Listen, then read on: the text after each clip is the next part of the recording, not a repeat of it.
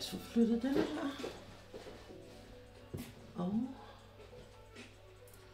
herovre. Og sådan. Og hvor er hende? Hvor er hende?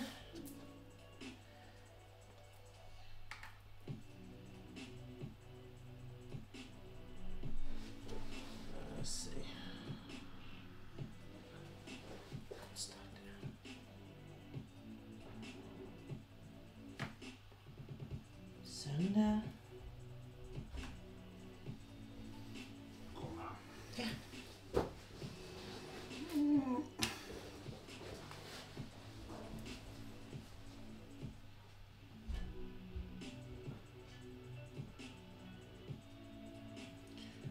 Sådan. Så tror jeg, vi er ved at være der. Hej, og det blev søndag, og hvis du lige hører den her stemme her, og det er søndag kl. 3, så har du klikket ind på, og du er på Twitch, så har du klikket ind på min stream. Du har klikket ind på Pia's Creative Corner, jeg hedder Pia, og i dag skal vi snakke om diamond painting, hvilket vi gør rigtig meget her på min kanal. Jeg laver også andre ting, jeg laver cross-stitch,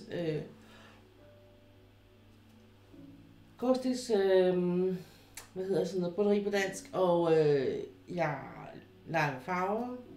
Jeg laver også noget conversion, altså hvor man har lavet, hvor det egentlig er et korsstiksbroderi. Hej Ulla, velkommen til. Godt at se dig. Og laver det til diamond painting. Og hvad laver jeg ellers? Jamen, så strikker jeg og hækler lidt. Det der hækling der, det er sådan en semi-ting, tror jeg. Sådan. Og så laver jeg noget scratchboard en gang imellem. Jeg vil sige, mit hovedfokus er nok her på diamond painting, fordi jeg har rigtig mange billeder stadigvæk tilbage. Jeg har på lager har jeg omkring 30 ufærdige billeder. Så jeg har til sådan et år halvandet endnu, ikke? Sådan cirka, tænker jeg. I dag, der skal jeg lave på det her Siblings, og det er egentlig fordi, jeg egentlig lovede mig selv, at jeg ikke ville gøre det, før jeg var lidt længere i det, men jeg har simpelthen ikke haft overskud eller tid eller lyst, eller hvad man nu skal sige her i løbet af ugen. Så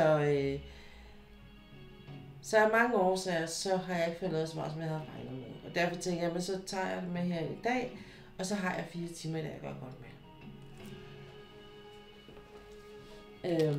Jeg måtte desværre aflyse min stream i fredags. Jeg har simpelthen ikke overskud til det. Vi fik lige sådan et ordentligt mavepuster igen. Men ikke ordentligt, men altså... Det faglige hus vil simpelthen ikke hjælpe os, og det krævede altså lige lidt eftersumning og lidt sådan hos min mand og jeg, så... Og det, jeg kan ikke både det ene og det andet, det femte og det sjette, så må jeg jo sådan vælge på et eller andet tidspunkt. Og der blev det simpelthen min stream, der tabte denne her omgang. Desværre, kan man også sige. Men altså, sådan er det. Kan vi se her.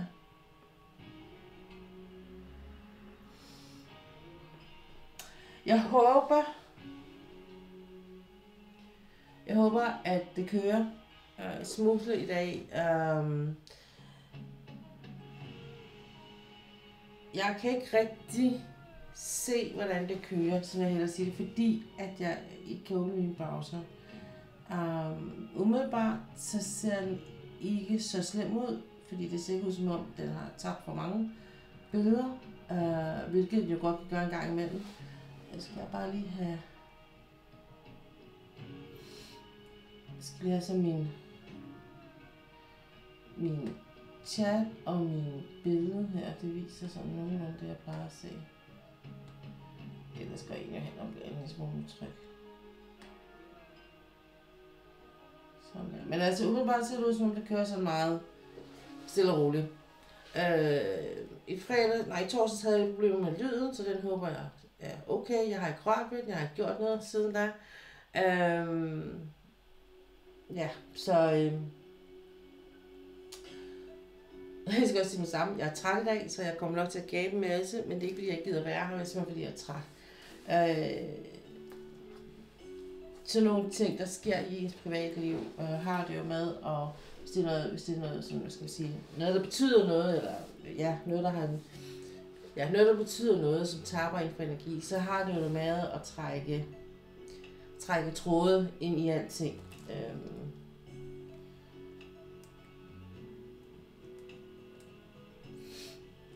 Og bare sige, at jeg er lidt sart åbenbart. Jeg er lidt sart med, hvad min tid bliver brugt på, eller hvad skal man sige, hvad der er af udfordringer i mit liv. Og det gør bare, at nogle gange så er jeg altså bare mere udfordret på min søvn, og få søvn, en ordentlig søvn. Og det har egentlig ikke noget at gøre med, hvad tid jeg går i seng. Det har noget at gøre med, hvor meget jeg sover, hvor meget jeg er oppe. Og, altså nogle gange så sover jeg måske kun 2 eller 3 timer, så vågner jeg enten på grund af smerter eller andet. Og der er ingen tvivl om, at jo mere pres jeg har på i vågnetid, jo mere presser jeg også på, når jeg sover. Så det er bare for at sige, det er derfor, jeg måske gaber sådan lidt indimellem, eller sådan virker som om jeg er træt. Jeg synes Tom omvendt så også, at jeg vil ikke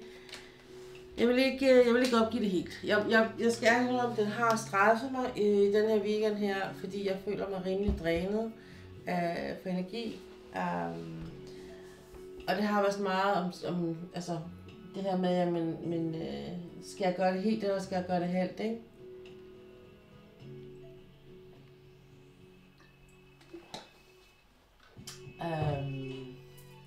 Og indtil videre, lad os så sige det på den måde, indtil videre, så holder jeg på, og holder vejret og håber på, at tingene retter sig. Det er jo sådan lidt det her med, at man, det er mig, prøver at gabe over det hele, og prøver at være for alle på én gang. Og der bliver jeg nok aldrig klogere, hvad det angår. Jeg spiser lige en banan.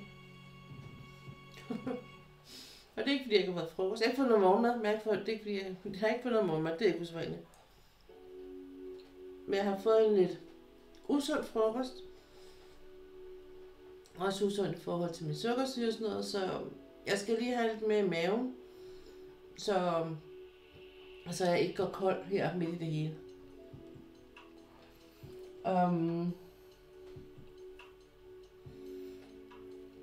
Jeg var ude og købe sådan et par isoleringsrør til sådan noget flamingo. Hvad hedder det? Det går ligesom sådan noget, ja, ligesom flamingo. jeg vil sige fast skum. Fordi det er rigtig godt at rulle billedet rundt om. Jeg vil prøve at hente det.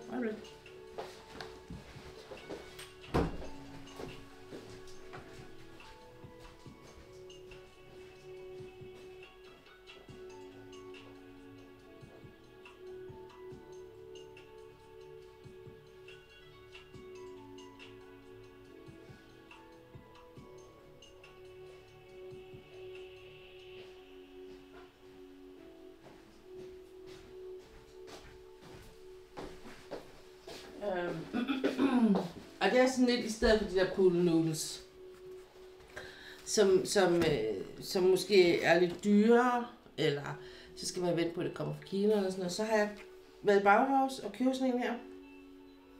I 2, og man kan egentlig kun se de forskellige i størrelse, som se tykkelsen her, i forhold til hullet. Og jeg tænker, at denne her vil jeg bruge til de store billeder, og denne her vil jeg bruge til de mindre billeder. De er også i omkredsen en lille smule forskel på dem. Og det er sådan noget, man bruger til at lægge om rør. Og derfor så er de også delt herinde. Og jeg har faktisk gjort det, at på det der tøjstativ, jeg har, hvor jeg hænger billeder omkring, der har jeg faktisk gjort det, at jeg har sat sådan en her på, at knækket skulle blive så blødt som muligt. Så det er muligt at købe en mere. Men jeg har sådan lidt andre planer med de der tøjstativer heroppe.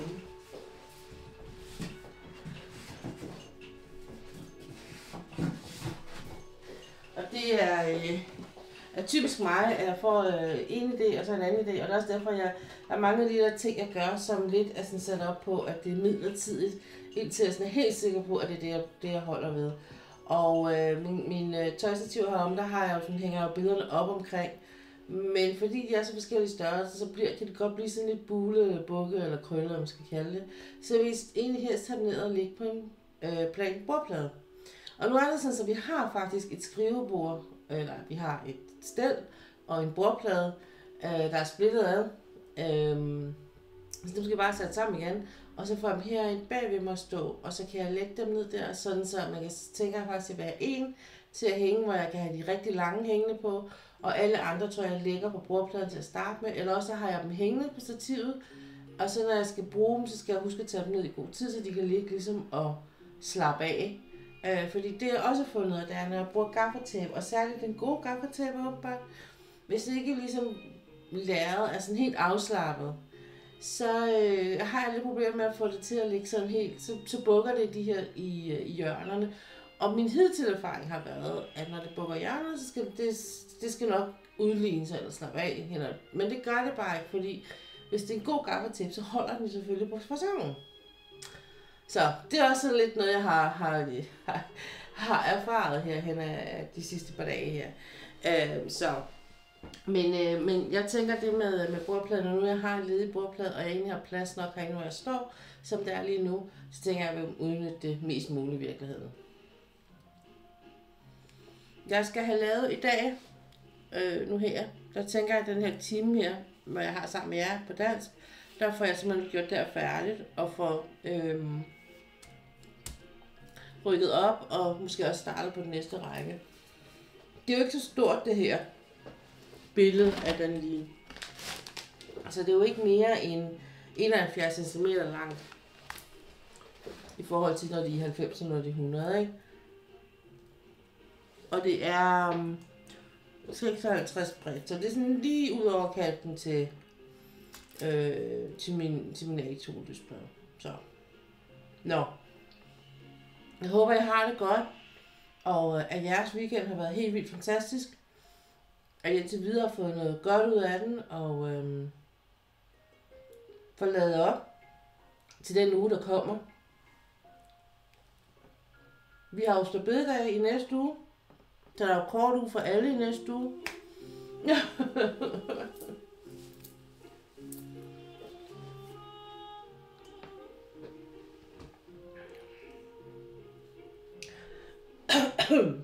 Og faktisk også overvejet, om jeg skulle flytte min stream til om aftenen her, fordi jeg jo begynder at have fri om mandagen. Så jeg kunne faktisk godt teoretisk set måske flytte den længere hen på dagen. Men jeg ved ikke rigtigt, fordi så skal det blive klokken 8 igen, og det er måske igen for sent for nogen. Så det er sådan lidt...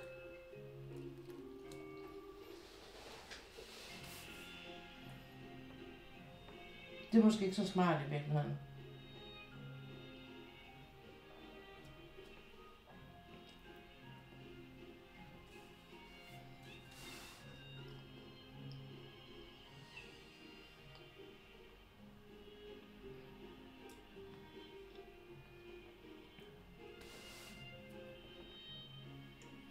Men i dag har jeg været ude...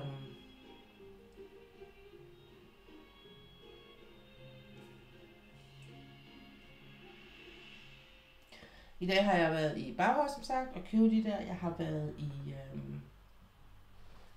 Jeg har været i Maxi-Zoo og købt godbidder til min hund, fordi jeg var faktisk meget tæt på at løbe tør. Ikke for sådan for almindelige godbidder, men fordi jeg har sådan nogle almindelige godbidder, som er sådan nogle slanke, det er slanke mad, som man bare får som træningsgodbidder. Og så, jeg har en røvforkælet hund, hvad det går. Og så har han sådan nogle ekstra gode godbidder at købe, og som regel køber man faktisk der, hvor jeg køber mad, fordi de er lidt billigere der end Maxi-Zoo. Men det fik jeg altså ikke gjort den her gang. Og så med porto og sådan noget, så bliver det et eller andet samme stil. Så det var sådan lidt.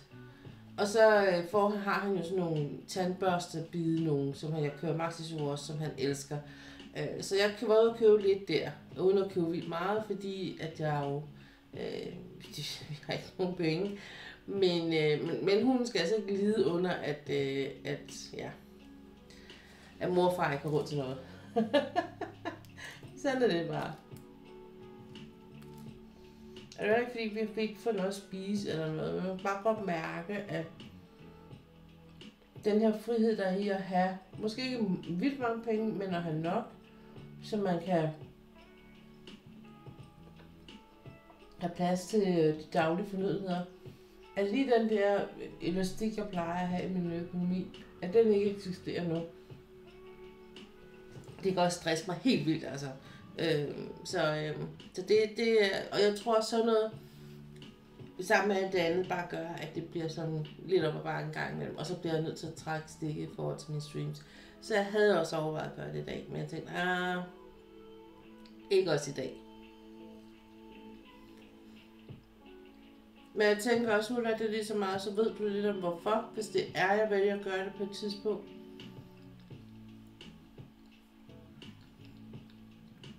Så er du ikke sådan, der helt, hvad sker der?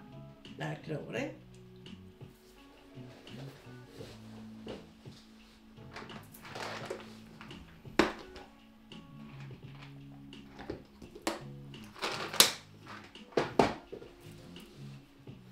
Okay.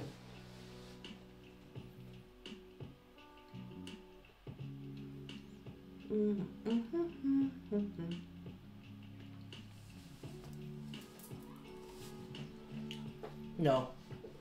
Skal vi komme i gang? Jeg skal have skiftet gluterne. Ved jeg. I mine penne. Og til det her billede, der har jeg jo selvfølgelig taget de penne med ind, som jeg bruger.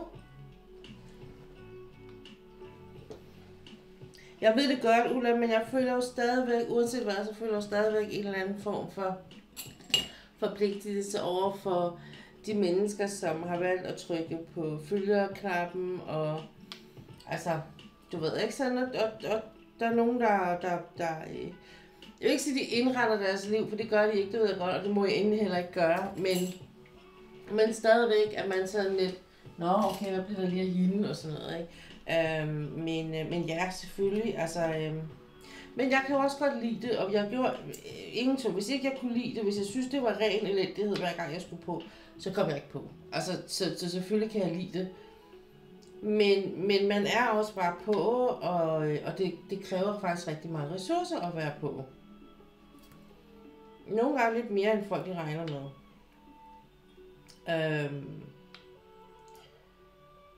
Jeg vil sige det, men jeg er glad for, når det nu er, som det er for mig lige nu med mit privatliv og sådan noget egentlig, så er jeg egentlig rimelig glad for, at jeg ikke sådan er en med en masse følger og kontrakter, jeg skal overholde, og altså sneak peeks og hvad ved jeg, altså det må jeg nok indrømme. Hej Helle, velkommen til. Tak fordi du kiggede forbi. Håber du har det godt. Har haft en god weekend og en dejlig uge. Men altså, så tager jeg jo ud til min hest. Jeg er jo så privilegeret, at jeg har fået, jeg har ikke fået et økonomisk ejerskab på en hest, men jeg har faktisk fået et følelsesmæssigt ejerskab på en hest. Derude hvor jeg rider, har jeg haft det længere, det har jeg jo stadigvæk, har jeg det længere forløb på en af hendes heste derude, og ham og jeg, vi klikker bare rigtig godt sammen, og han giver mig rigtig meget, når vi er sammen og sådan noget. Og det er ikke sådan noget, han bare gør til alle, det er egentlig sådan lidt, nogle af de ting, han viser mig, er lidt usædvanligt. Fordi det er sådan, hvad skal man sige, det er lidt noget sådan et venskabssprog. Som ikke er bare noget, han har ligesom gjort over for alle. Så det, altså, og jeg kommer sådan nogle gange også til at omtale ham som min hest. Og det er han jo ikke, for det er ikke mig, der betaler regningerne. Men når ham og jeg er sammen, så er han min hest. Og så, og vi har også snakket lidt om med Marie og jeg, at jeg skal her lidt senere på året, så booker jeg en lidt længere tid hos hende, og så er jeg med til hele den der grooming-seance. Nå, det er derfor, jeg synes, den virker sådan lidt. Det var fordi, det er de store, dem her, tænker jeg lige. Den faldt det godt nok hurtigt ned, den der gludot der. Men det er jo selvfølgelig fordi, det er de store, dem her. De er lidt dybere i dem. De skal bare have 2.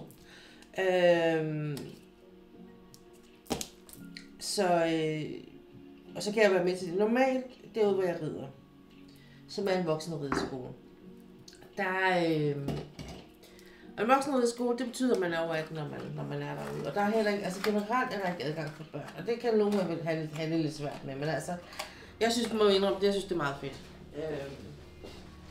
Så det er sådan, hvad skal man sige, det er en voksenrideskole, og det er voksne, der kommer der, og vi er...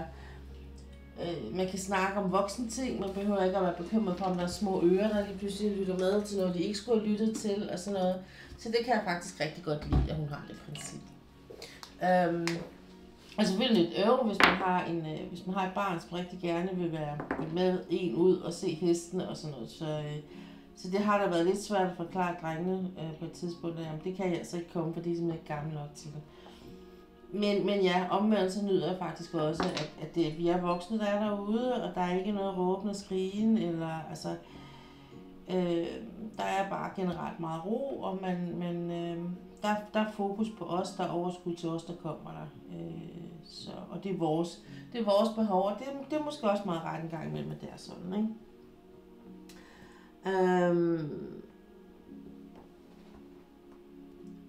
Men hun står jo sig selv for at gøre de her heste klar. Hun har 4 heste i rideskolen.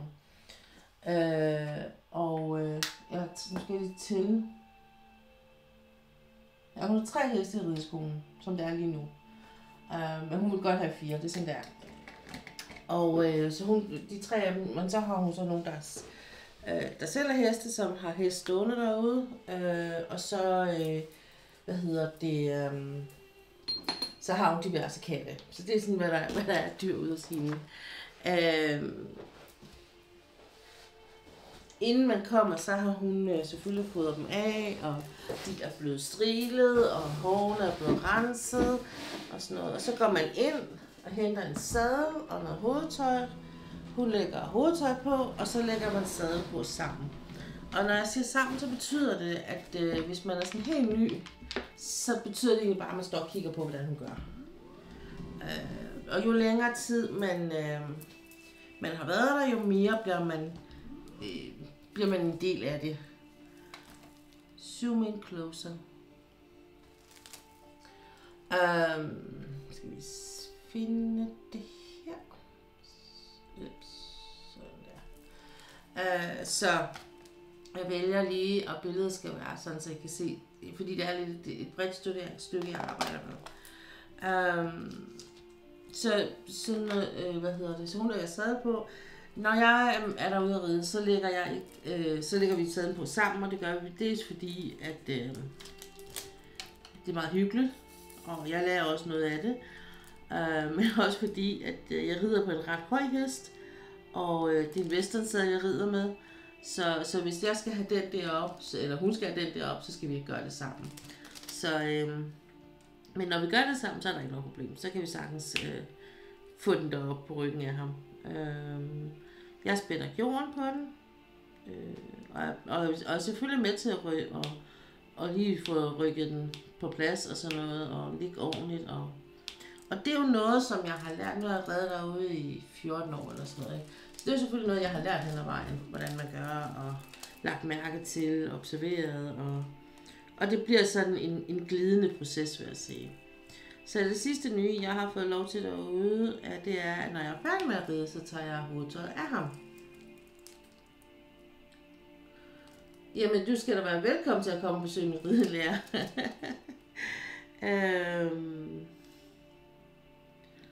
Så tager jeg hovedtøjet af ham, og hvis ikke han skal lave med den dag, så får han også grinen af. Og så siger jeg tak for rideturen, og giver ham et kys på mulen, og så er det det. Altså, og jeg vil da sige, de første gange, jeg skulle tage det der hovedtøj, der var jeg da sådan lidt nervøs, ikke? Altså, jeg var sådan lidt, hvordan gør jeg lige det, og sådan noget, ikke? Og man er sådan lidt bange for, at man, altså, så. Men nu synes jeg, at det er sådan, det i går gik det sådan lidt. I går der fik jeg ikke bedt ham om at sænke hovedet helt nok. Så det betød sådan lidt, at han egentlig kom, han havde egentlig givet slip på bidet, men fordi hans hoved ikke var sænket langt nok, så havde han det faktisk stadig i munden. Så måtte jeg også sådan ligesom prøve at få ham til at både at sænke hovedet, og samtidig med at jeg også sådan og lige gav lidt af bid, ligesom få lidt mere vægt, og så kunne han åbne munden, og så var sådan, ja. Han er også meget, altså, han er meget samarbejdsvillig og meget sådan tilgivelig i forhold til, hvis man begår nogle fejl i sådan en situation. Altså lidt. Så har han han har et temperament, som passer mig rigtig godt, også i forhold til hans stil. Han er meget fremadgående, og det kan jeg godt lide, jeg ikke skal lave for meget med mine ben. Så arbejder jeg en lille smule mere på bidet med ham, men ikke noget, altså han kan faktisk godt gå for løstøjle, men man skal sådan lige mærke efter, hvor han er den dag, man nu lige kommer ud på ham. Fordi nogle dage, skubber han lidt mere på en andre, og der skal han selvfølgelig vide, at det bliver så ikke i dag, at vi går vi traver eller noget. I dag kommer vi til at skride hele tiden, for eksempel, ikke? Så jeg holder rigtig meget at komme derude, og hun har også lige fået en unghest derude, som jeg også for første gang nogensinde kommer til at følge sådan et forløb. Hvad der så skal ske i sådan nogle situationer, fordi der har jeg jo ikke prøvet før. Og hun har også lovet mig, at jeg nok skal blive en del af det der med, når han begynder at kan få rytter på ryggen og sådan noget, og at han bare skal have de her små omgange, og når hun også begynder at føle, at hun vil lade andre komme til at snakke med ham og sådan noget, ikke? Det synes jeg er meget hyggeligt, så det kan jeg godt lide. Utrolig sød og meget sådan nede på jorden, og altså, det er ikke noget med, at man skal komme i noget bestemt tøj for at ride hos hende. Altså, hun er selv i cowboybukser og t-shirt, ikke? Altså, og sneakers, eller gummisko, når hun rider. Om sommeren i hvert fald, og om vinteren har hun nogle vinterstøvler på selvfølgelig. Og fordi det er en voksenrideskole, så er det også helt op til dig selv, om du vil ride hjem på eller ej. Da jeg startede derude, havde jeg ride hjem på, men da jeg startede derude, startede jeg også på hold. Så der synes jeg faktisk, det var sådan lidt mere nødvendigt. Nu, som det er nu, har hun kun 1 timer. Så hvis der er kun én hest på banen, og det, så har jeg sgu ikke, altså. I dag, altså, det behøver jeg ikke. Jeg skal nok blive siddende op på den der hest der. Men det er helt op til en selv, om man vil have ride hjem på eller ej. Og ens eget ansvar også. man skal ikke forvente, at man kommer til at se en pisk. Vi har ikke, ude af hende har vi ikke noget at bruge en ridepisk til. Du lærer ikke at ride med en ridepisk. Eller stangbid, eller snørt ind nogle steder, eller noget. Hun har bid i, og det er bløde bid, hun har. Og man rider også med sadel. Så man kan sige, det er selvfølgelig ikke helt utvunget. Der er nogle ting, der bliver bundet på hesten. Men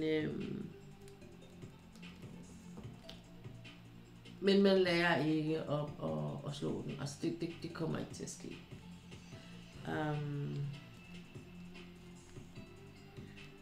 Man lærer sproget at kende. Man lærer hvad man skal gøre for at kommunikere med hesten.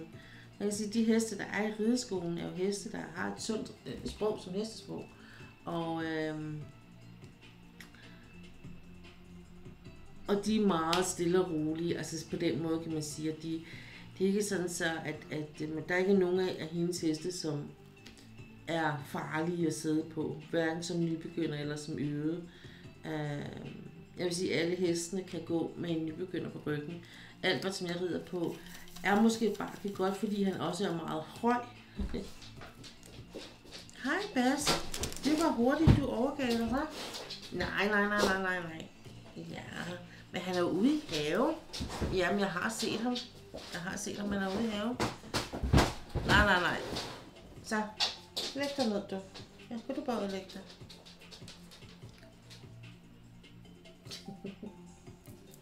Ja, det var så barnet.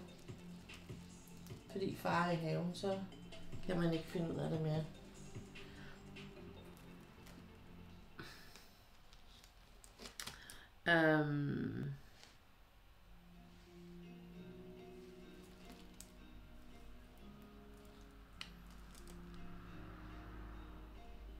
Hvad vil jeg vil sige?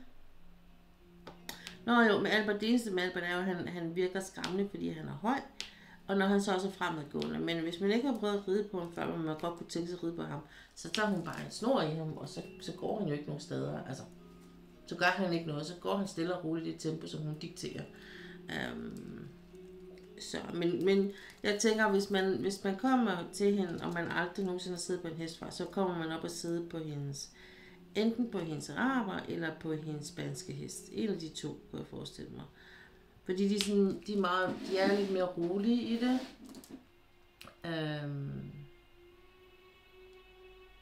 Og der sker ikke så meget, hvis man kommer til at bumpe for meget, eller hvis man kommer til at trykke for hårdt på speederen, kan man sige. Så vil de ikke, altså alt, hvis du trykker på speederen, så vil han tro, at du beder ham om at løbe, ikke? Så jeg tænker, ikke fordi man bør ikke være meget øvet for at ride på Albert, men en lille smule viden vil være godt.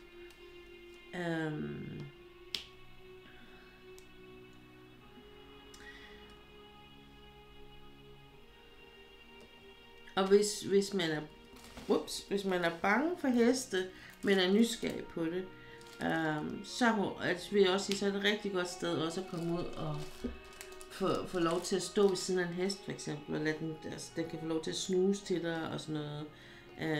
Jeg havde en veninde på et tidspunkt, som faktisk var ret bange for heste. Og vi snakkede sådan lidt om det, og sådan noget, og sagde, du kan jo bare komme med ud og kigge.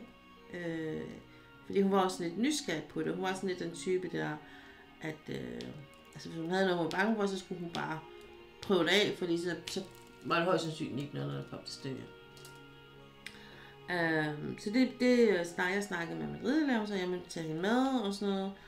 Og altså, hvis hun bare vil ride op og sidde, og så ned igen, så er det vi gør.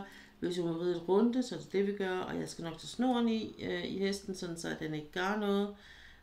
Fordi det er lige så meget psykologisk. Altså, de fleste af hendes heste derude, som hun har haft, nu har jeg jo reddet som sagt i nogle år, de fleste af de heste, hun har haft igennem tiden, har alle sammen været trænet til, at hvis det var, de blev i tvivl om, hvad rytteren oven på ryggen ville, så gik de ind på midten, for ligesom at få hendes støtte og hjælp til, altså selv, hvis de synes, at signalerne oppefra bliver lidt for forvirrende, ikke? Hvis man både hiver i tøjlerne og trykker på speederen, altså man siger, tøjlerne bliver bremsen, og det og trykke den mod i siden bliver speederen. Hvis man gør begge ting, ja, så bliver det jo lidt forvirrende for hesten, fordi hvad er det så, du virkelig vil, ikke?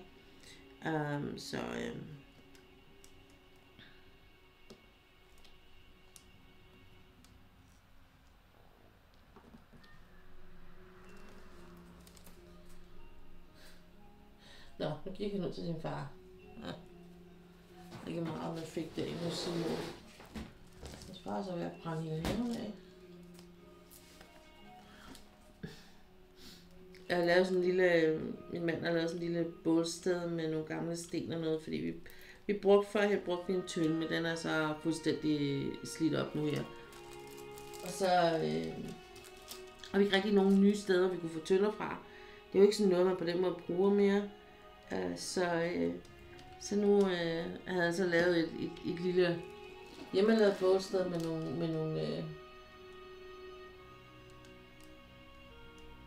nogle gamle fliser. Og så i stedet for at ligesom i stedet for at helvede knægt altså. Ja. I stedet for at ligesom skære de der papkasser op, så putter jeg bare papkasser ned i det der, og så står der bådstiller, og så heller ikke. Nå. Det finder jeg selv noget af. Jeg kan sige, det er jo gudskelov ikke særlig tørt i øjeblikket, så skal jeg nødt til alligevel at sætte det hele frem.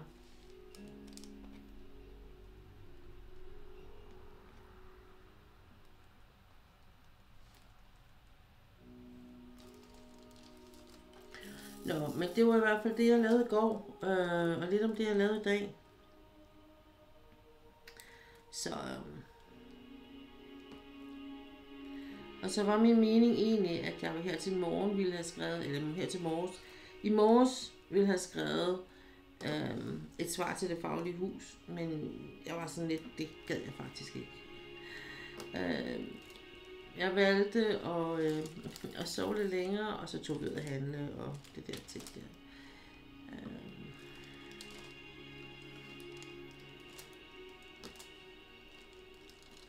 Jeg synes, det er vildt mærkeligt, altså. Og det er sådan et brev.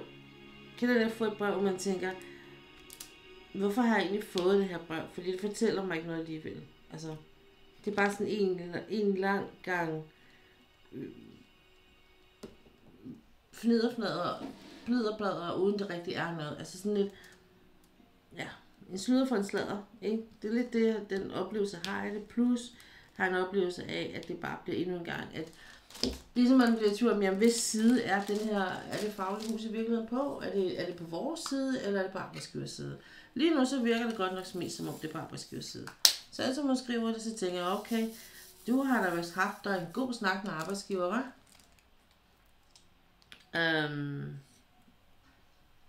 Så. Men der er ingen tvivl om, svaret bliver, at det kan vi ikke bruge til noget, og at altså, min mand har snakket lidt om at få aktindsigt, fordi der er sådan nogle ting, hvor man tænker, okay, der kommer nogle ting til overfladen, vil jeg så sige. Der bliver blandt andet nævnt noget om, at der er en anden kollega, hvor de har tjekket samme data, hvor der ikke har været noget. Og det er sådan lidt, fordi ham, der fyrede og bortviste min mand, han har det med at omgå sandheden en lille smule lemfældigt en gang imellem. Så jeg har sådan lidt, okay, det ved jeg sgu ikke lige, hvem det skulle være. Altså, fordi de har alle sammen gjort det på den samme måde. Fordi de har fået det at vide på den samme måde, hvordan de skulle gøre. Så det virker sådan lidt underligt, at der skal være 1 ud af 30, som gør det på sin egen måde. Men man må også bare sige, det snakker vi da lidt om, da vi kørte hjem fra, at vi var ude at handle, at det her, som hans skråstreg, vi har været igennem, det gør jo også bare det har jo også en konsekvens i det nye arbejdsforhold. At det kan da godt være, at man kan lave nogle gode, også nogle, som før bare ville have været en mundtlig aftale, men siger, det kan vi godt gøre på den her måde med tidsregistrering, men jeg skal bare have det på skrift, for jeg vil ikke risikere at stå i samme situation igen om 4 måneder for eksempel. Altså. Så, men jeg synes, det er under al kritik den måde, som det faglige hus har håndteret hans sag på, og jeg synes slet ikke, altså, helt overordnet set, så synes jeg, det lugter så langt væk af, at de har gabt over for meget, og de vil ikke erkende det. Og lige pludselig så får vi at vide, i det her brev får vi så at vide, at de kan ikke føre en sag, hvis det er et overenskomstmæssigt spørgsmål. Fordi de kan ikke tage den i arbejdsretten. Der må de ikke, for de kan føre sager i byretten og i landsretten og højesteret, men de må ikke tage den i arbejdsretten. Det er bare sådan, skulle man have sagt det første gang, at manden ligesom nævner noget omkring overenskomsten? Fordi det har min mand jo sagt hele tiden. At der var brud på overenskomsten, og at man ikke kunne det, som de sagde, man kunne. Og det er jo sådan lidt, altså, igen, okay, så den person, der har siddet og vejledt, og som skulle være jurist, har altså ikke kunnet sit stof, eller hvad, siden det først kommer fra en dag nu.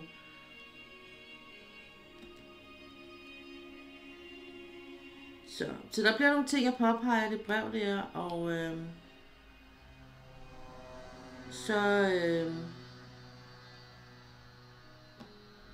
tænker jeg, at jeg melder mig ud af det faglige hus, det kan jeg jo godt gøre. Til med at skrive et brev til kundeservice, eller hvad det, jeg ved ikke, hvad det hedder, en kundeservice. Og så melder jeg mig ud, fordi jeg skal ikke være en del af jeg skal betale til noget, hvor jeg ikke kan få hjælp. Altså, hvis jeg kommer til at stå i en eller anden situation, så kan jeg så ikke regne med, at de kan hjælpe mig. Det kommer ikke til at ske, altså.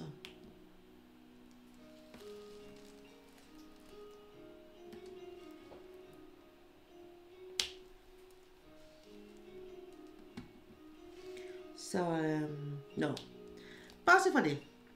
Hvis vi lige skal tage noget andet end mit fniderflader her, privatliv, så det her billede, jeg er i gang med, er faktisk helt vildt fantastisk at arbejde med. På den måde, at stenene og printet passer helt vildt godt sammen. Det er jo meget, en super kvalitetssten. Det eneste, jeg har fundet ud af, eller som jeg sådan skal være opmærksom på, det er, at nogle af farverne har lidt flere af de her luftbobler, der er bristet, som gør, at de får sådan nogle små huller ned i stenene.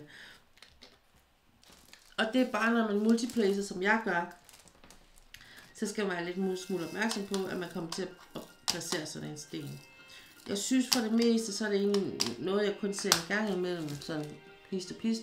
Men der er altså nogle af farverne her, hvor det gentager sig lidt oftere, synes jeg, end ellers.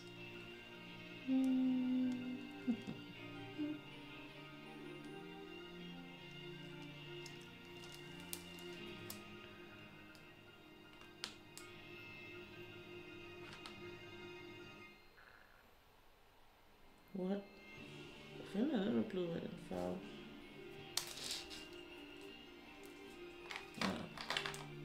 Jeg kan godt lide at tage brillerne af, for jeg kan se om finde farven. Ja.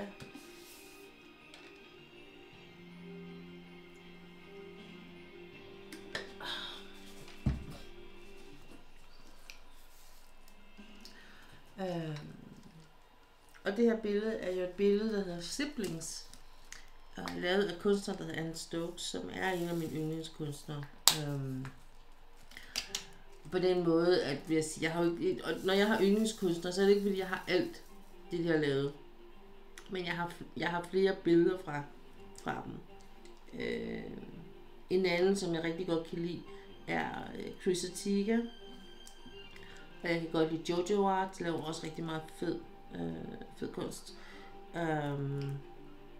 Og så er der selvfølgelig Randall Spangler med hans drager, som jo er mine go-to-drager, hvis jeg har været igennem et hårdt billede, som har taget sådan lidt hårdt på mine reserver. Det kan være, fordi det enten har været meget mørke farver, eller der har været meget konfetti. Så tager jeg gerne et Randall Spangler billede, fordi det er sådan lidt mere, hans farver er sådan nogle glade farver, og motiverne er altid sådan nogle enormt søde nogle og sådan noget. Jeg bliver som regel sådan enormt glad, når jeg laver hans billeder, så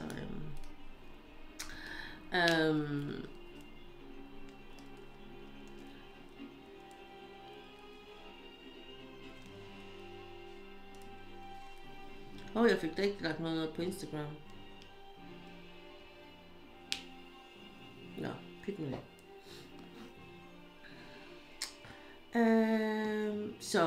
Og så har jeg faktisk her, det gør sig i torsdags, dag på arbejde fik min chefhund ind i dagpleje. Vi har haft den før, og den er bare godt opdraget, og det er bare så sød, og den er så sød og kærlig alligevel, selvom jeg ikke kender særlig godt. Vi har gerne kommet, når man kalder og snakker, så jeg kommer til at tænke på, den passer godt til mig. Nå. Jeg vil også gerne have en chef igen.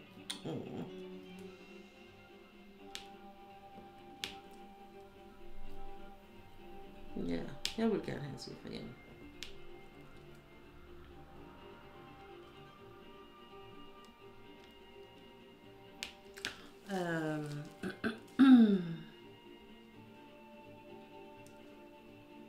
Men jeg gjorde klar til det her mit maj-billede.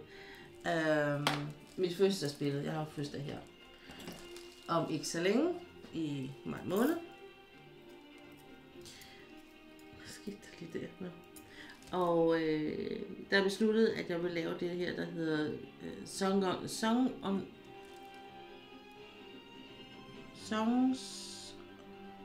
Under the Cherry Tree eller sådan noget. Det er et billede af Chrisatica, og det for det første kører det rigtig godt i spil med det her. Jeg kan godt vil have lavet sådan en lidt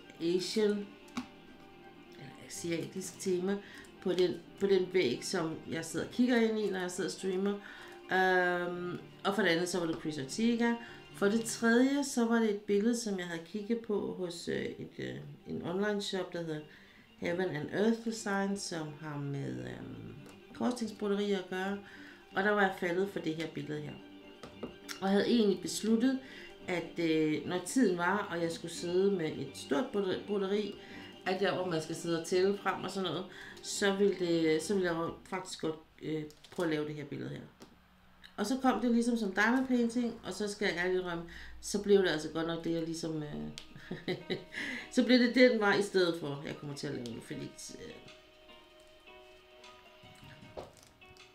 der er masser af andet, jeg kan lave af korsstings, af de store der. Jeg er jo stadigvæk i gang med det her på Aloha, og det skal jeg lave lidt mere på.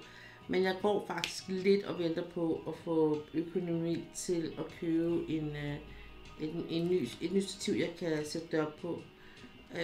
Jeg sidder med det i hånden, fordi at det stativ, som jeg bruger, er et billigt et, og når der er så meget, altså jeg har sådan en stor ring, jeg sætter det i, og når jeg sidder det og stativet, fordi der begynder at komme mere og mere tråd i det, så bliver det bare tungere og tungere, og så kan jeg faktisk ikke holde den ordentligt, synes jeg. Så det er lidt noget møg, og derfor så har jeg valgt at pille det af, og så kan jeg heller ikke bruge den store hub eller den store ring mere, så bruger jeg den lille.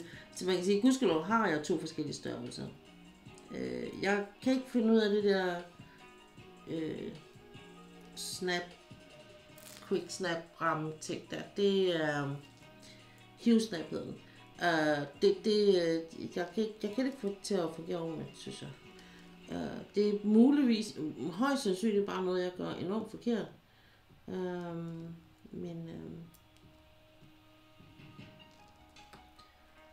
Og så har jeg en hund, der fælder, hvilket jeg slås lidt med mine malerier. Eller billeder her. Og så viser jeg egentlig min chef det billede der, Steampunk Progress. Det færdige resultat med gaffertape om og det hele, og han var bare sådan, wow. Jeg var meget imponeret, og han skrev, jeg fandt ret super skidt på mig på filmen.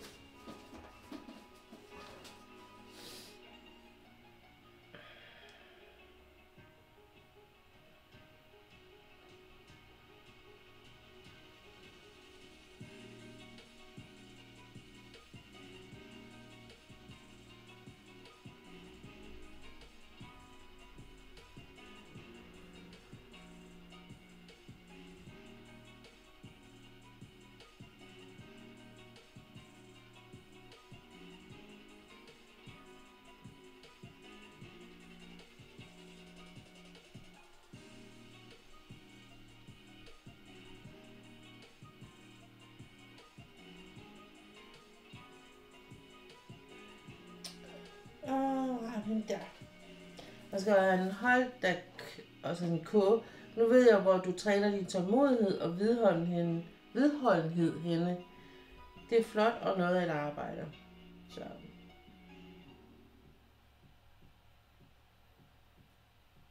Og det er lidt sjovt, fordi sådan ser jeg det ikke selv, men selvfølgelig er det et stort stykke arbejde. Men det er jo bare fordi, når man laver noget, man godt kan lide, ikke? Så tænker man ikke helt på det på samme måde, tror jeg. Skal jeg lige have bytte rundt, så kan jeg få noget strøm.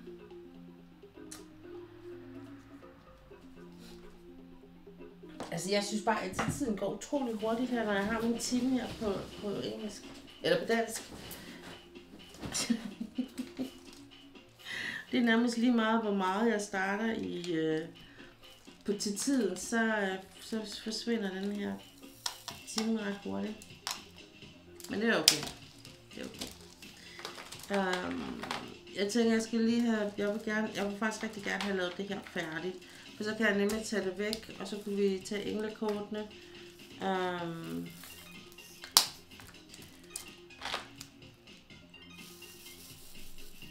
Inden jeg starter på den næste vej. Altså i øjeblikket har jeg jo kun det her billede her, det går sådan kun. Det var jo egentlig min tanke, at jeg ville have lavet lidt på min Mulan-billede, men hvilket jeg også gjorde i torsdags. Men altså, nu synes jeg bare, at jeg var lidt i godsøjne kommet bagefter med det her billede her, og ville egentlig rigtig gerne have lavet noget på det, altså fordi jeg synes, det er ret fedt at arbejde med det. Jeg har bare slet ikke haft tid og overskud til det, synes jeg. Så, og det er egentlig ikke fordi, det sådan er meget i det. Altså sådan, hvad skal man sige, at der er meget konfetti, eller der er meget, altså, det er egentlig ikke så slemt, synes jeg. Jeg tror egentlig bare, det er sådan lidt, at mere sådan det her med, at man skal tage sig sammen til det.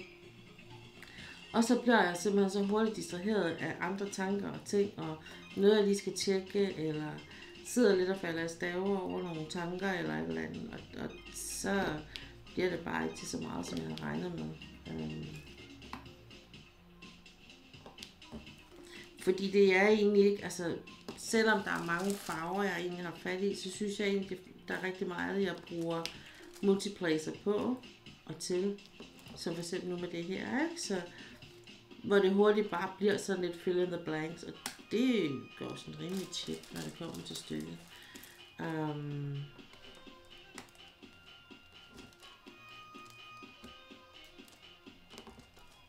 Så jeg tænker, altså det jeg gerne vil her den næste uges tid, det er at komme, så når jeg går på torsdag, så er jeg i hvert fald halvvejs, måske også mere end halvvejs, ikke?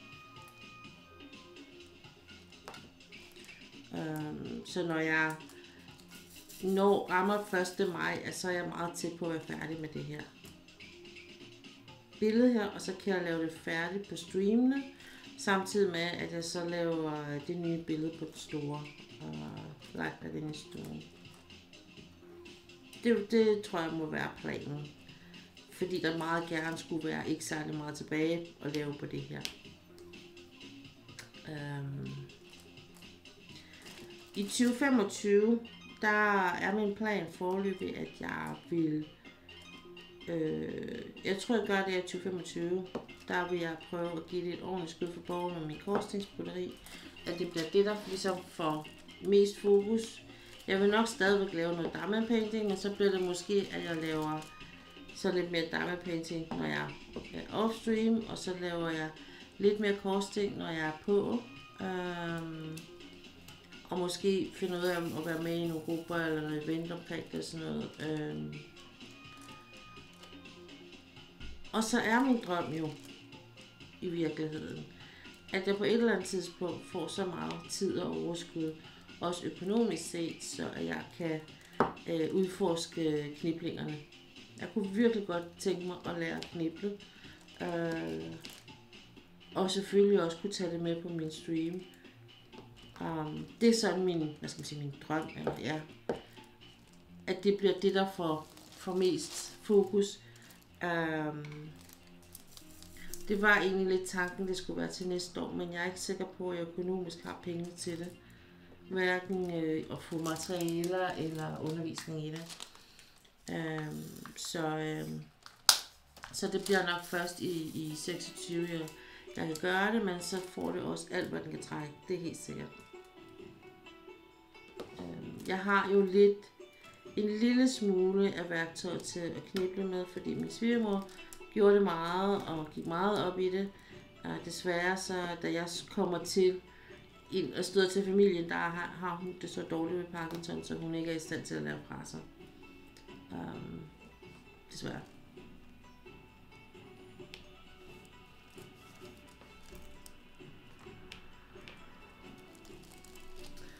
Og hun bor også et sted, hvor jeg ikke rigtig, altså havde ikke sådan den store lyst til at komme hos hende, fordi at der hvor hun boede, der var der andre familiemedlemmer i min nye svigerfamilie, som jeg ikke var så gode venner med, eller som jeg ikke brød mig så meget om, og jeg havde faktisk ikke rigtig lyst til at skulle overvåges af dem, når jeg var hos hende, så og jeg synes ikke rigtig, det ragede dem, hvor meget jeg kom hos hende, dybest set. Så der var mange ting i det der i starten. Så derfor så blev der aldrig til noget, desværre. Men det er jo gudskelov noget, som man kan tage på aftenskole, eller, altså, og jeg tænker, jeg vil prøve at se på, om jeg ikke, enten så vil jeg tage et aftenskolehold, og så må jeg bide tænderne sammen, og så prøve at få mit liv og min hverdag arrangeret rundt om den her ugenlige aftenskole i forhold til arbejde og sådan noget. Det er jo mere det. Og så, eller også så tager jeg simpelthen kontakten til hende, der er underviser, og hører, om hun kører noget ved siden af, hvor hun har sådan en enkelthold eller en time undervisning, og hvor meget hun skal få og sådan noget. Ikke? Altså, fordi det er jo nogle gange, man godt kan aftale sådan noget med folk.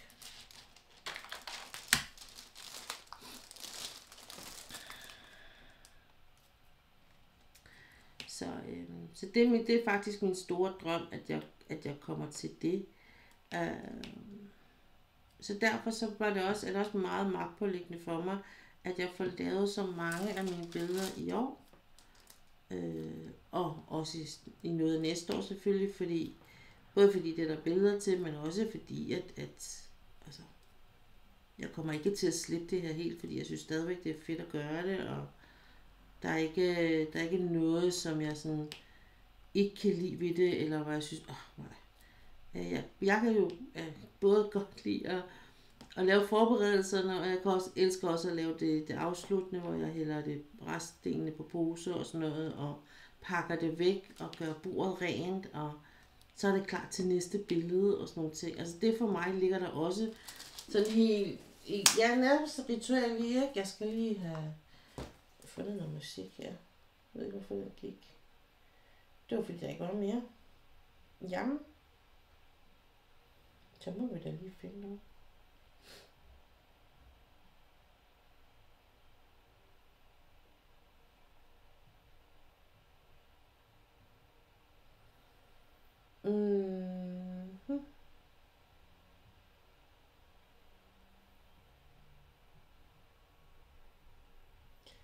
Men hvorfor?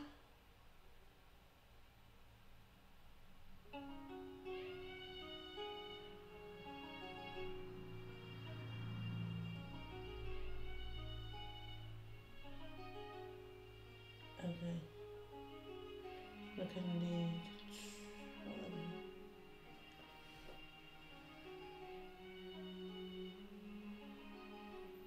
Nu prøver vi den her sted.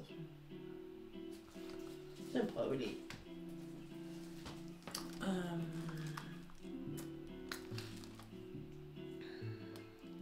Altså jeg har jo stadigvæk en masse billeder, som jeg skal have lavet, som sagt. Og jeg køber ikke lige så mange, men jeg køber stadigvæk nogle.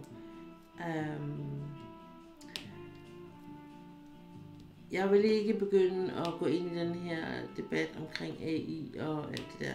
Jeg vil bare sige, at personligt, så bryder jeg mig ikke så meget om de billeder, der bliver lavet. Det er egentlig ikke så meget, fordi jeg ikke bryder mig om hele princippet omkring AI og kunstnerverdenen og utrolig del, hvad det angår. Men jeg synes bare ikke, resultatet, altså det færdige resultat, er egentlig ikke noget, der sådan, hvor jeg tænker, hvor er det flot.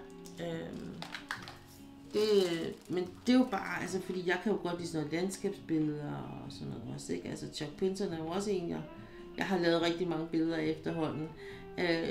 Så det er også bare for at sige, at når det kommer til AI, så har jeg egentlig rigtig nogen holdning til det.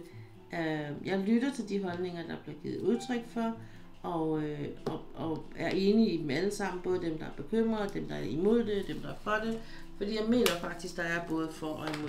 Så nu har jeg kun 3 farver tilbage, eller sådan noget. Så laver vi englekort, og så går vi videre til den engelske del bagefter.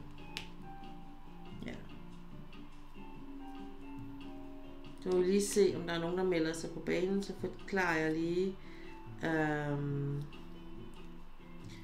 hvad planen er på engelsk, og så tager vi den derfra, ikke?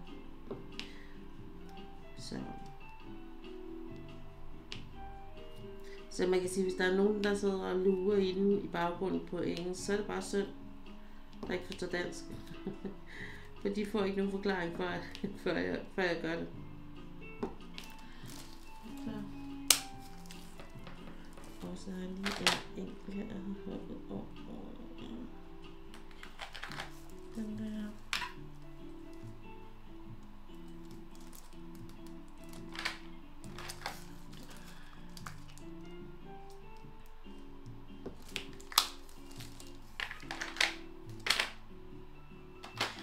Simpelthen ikke. Jeg synes, det her, det er faktisk lidt forskelligt. Men lige med det her billede her, der tror jeg så lige, at jeg skal lave en omsortering. For normalt sorterer jeg, eller de sidste mange billeder har jeg sorteret dem op i alfabet og tal. Men jeg synes faktisk, at det er mere, på mig virker det bare som om det her billede her, der er det altså lidt nemmere, når det er farverne. For det er farverne, jeg kigger, hvis ikke jeg lige kan finde symbolet, så kigger jeg efter farven, så måske jeg bare skulle tage at sortere dem op i farverne, fordi så kigger jeg mindst en rigtig del af bøtten først, eller bare den der.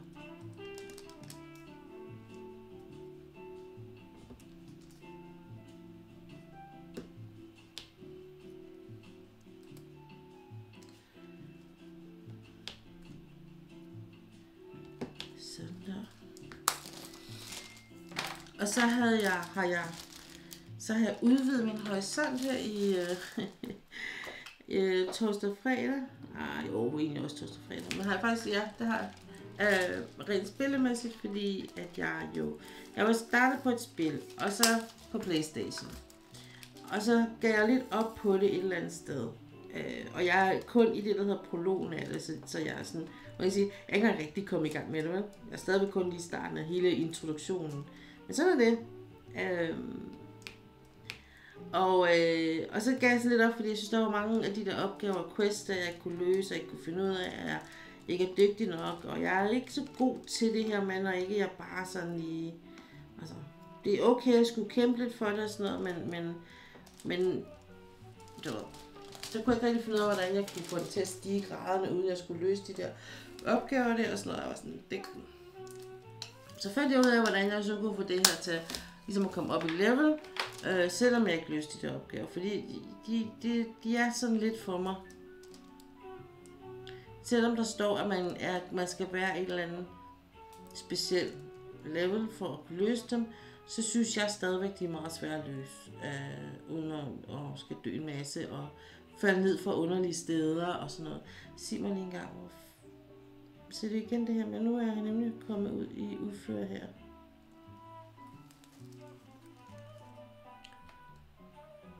Fordi jeg tror faktisk, jeg har fået lagt den forkert.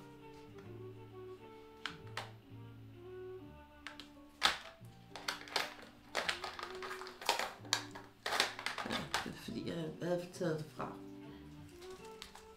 Jeg har ikke lagt noget forkert, jeg har bare taget det fra. Jeg havde gjort det, som jeg havde rent faktisk gjort det, jeg tænkte på. Nå, men så jeg synes bare sådan lidt, altså, sådan lidt irriteret over det alligevel sådan lidt. Nå. Jeg kunne sgu nok betale noget for spillet, det kan man sige, det var sådan en ting. Og så tænkte jeg, så kunne jeg kunne jo prøve at se, om der var nogen, der streamede det her spil på Twitch, fordi så kunne jeg jo se, om der var sådan en god idé og hint til, hvordan man så kunne komme videre, og hvad andre folk gjorde, og sådan lidt. Og det er der nogen, der gør. Og det er jo fantastisk. Bortset fra, at de jo er jo langt videre end det her, hvor jeg er nået til. Og deres karakterer, avatar, kan jo alt muligt, mine ikke kan, og dem jeg har er kun de grundlæggende. Der findes jo et hav af andre, og special editions, og bare sådan lidt, okay, det tror jeg bare, jeg tror bare, jeg tøffer videre med min egen lille hjemmestrikket verden der, og så ser jeg, hvor langt jeg kommer. Men er så egentlig alligevel kommet noget videre, og fandt ud af, at jeg kunne komme en anden vej rundt. Fordi jeg var også sådan gået lidt i stå med at udforske den her verden her. Fordi jeg synes, der hvor jeg nåede sådan en grænse, hvor de var meget højere level, og det var faktisk lidt svært at komme derover og sådan noget, fordi at, ja, det er sådan en meget kold verden, så man skal have sådan nogle, en varmebuff på, og så kan man løbe rundt i et bestemt antal tid, og så skal man væk fra det, fordi ellers tager man skade, og så dør man til sidst, skulle jeg så sige. Og sådan nogle ting er jeg bare ikke særlig god til, altså sådan noget med en tidsbegrænset ting. Jeg har ikke noget med at løbe rundt og udforske verden og sådan noget, og det fandt jeg, det kunne jeg så gøre, hvis jeg så løb en anden vej rundt. Så kunne jeg faktisk komme til at udforske, uden at skulle omkring det der kolde sted der, som måske også passer med, at hvis man tager den anden vej rundt, så kommer det også til at passe med, at man så er højt nok level til det. Okay. Sådan der. Se, så fik jeg lige lavet den her sektion færdig.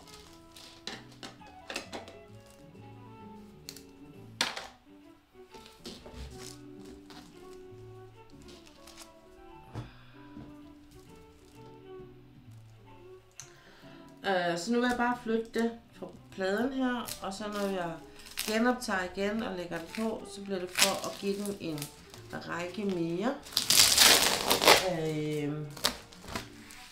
af de her coverfir her til den næste række hernede. Så kommer den på her. Og det er jo det, som for mig mentalt set, jeg synes, zoom further out. Zoom out further.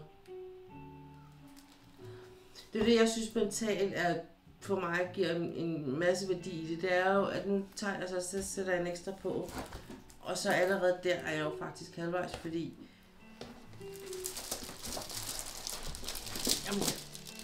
jeg kun har de her tilbage, ikke? Så det bliver jo... Hvis vi prøver lige at flytte den her op. Altså dybest set kan man sige, jeg sætter en række mere på her, og så har jeg jo kun det her tilbage. Så der er faktisk sådan i runde tal, skal jeg til at sige, lige 4 rækker tilbage, ikke? Så når jeg har sat den her række på, så har jeg 3 rækker tilbage. Så, og det for mig mentalt set gør også nogle gange, at jeg måske i virkeligheden nogle gange er hurtigere færdig, eller folk synes jeg er hurtig, fordi det ser ud som om jeg når meget på kort tid. Fordi jeg griber det an på den måde.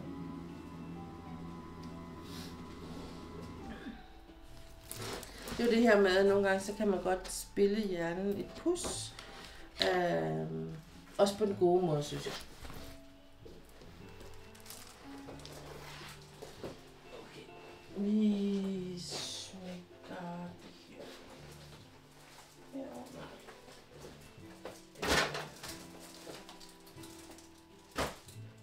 Jeg gider ikke pille det der klister i det andet.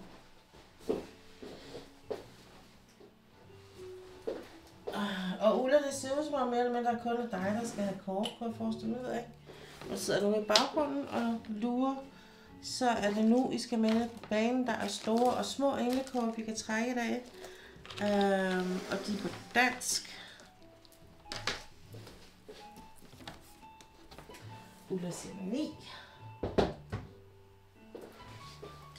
Så tager vi det bare her på. Det kan vi sagtens.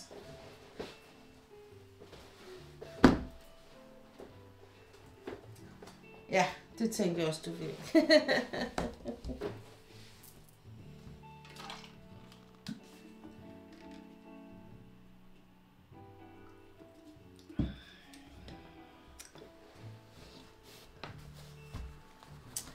Lad os se.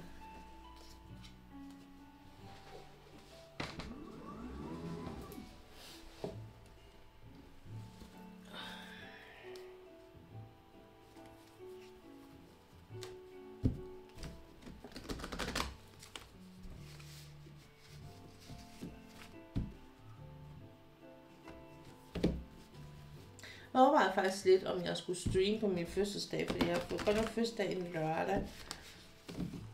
Men da vi ikke holder noget her, på grund af tændens tilstand, så riget er lukket på den velstand. Så tænker jeg faktisk, at det kunne være, at jeg bare skulle streame den dag.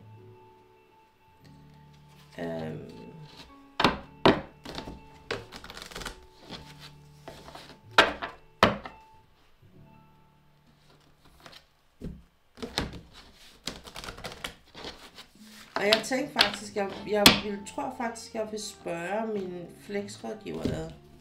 Fordi hvis nu vi så siger teoretisk, at jeg så fik reklamer på min, at det rent faktisk kunne lade sig gøre, ikke? Fordi hvis jeg først får reklamer på, så kunne jeg jo godt jeg kunne godt tænke mig at kunne lave sådan nogle, så kan man redeem point og sådan noget, og så kunne jeg også have sådan noget,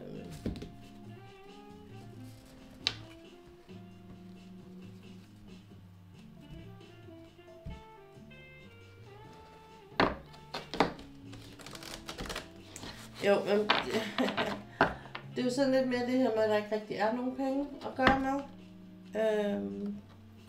før vi rammer 1. juni. Fordi vi har sådan lidt økonomisk efterslæb, ikke? Så der er ikke så meget at gøre rundt med.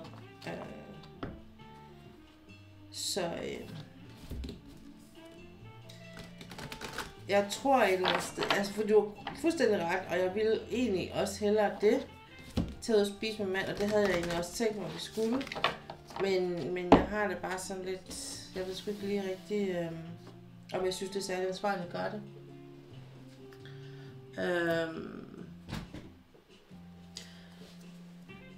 Men jeg kunne godt tænke mig, bare for at gøre den anden tanke færdig, det jeg godt kunne tænke mig, det var måske, det der kunne være fantastisk, det var, hvis jeg kunne have knyttet noget velgørenhed til min kanal, sådan så jeg kunne have sådan nogle, for eksempel i forbindelse med min fødselsdag, have sådan noget, hvor jeg så kunne samle nogle penge ind til en eller anden form for velgørenhed. Ligesom der er rigtig mange andre, der gør, bruger deres givenhed, deres liv til det. Det var sådan det var bare sådan en tanke, jeg havde. Fordi jeg skal jo alligevel have møde med min flexjob vejleder, rådgiver her på onsdag. Så det var bare sådan lidt. Nå, nu er det dig, Ulla. Du har et spørgsmål på hjertet. Eller noget andet. Vi finder ud af det. 9 kort. 1, 2, 3, 4, 5, 6, 7, 8, 9. Skytsenglen fra syden. Jeg drejer ned.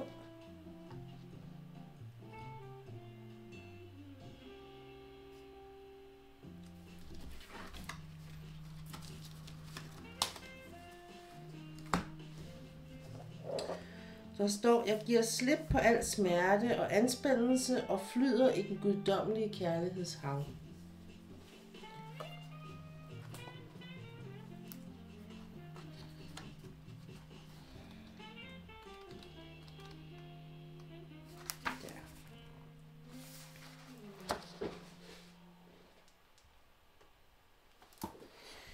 Denne engel hersker over jordens element og sansernes psykologiske funktion.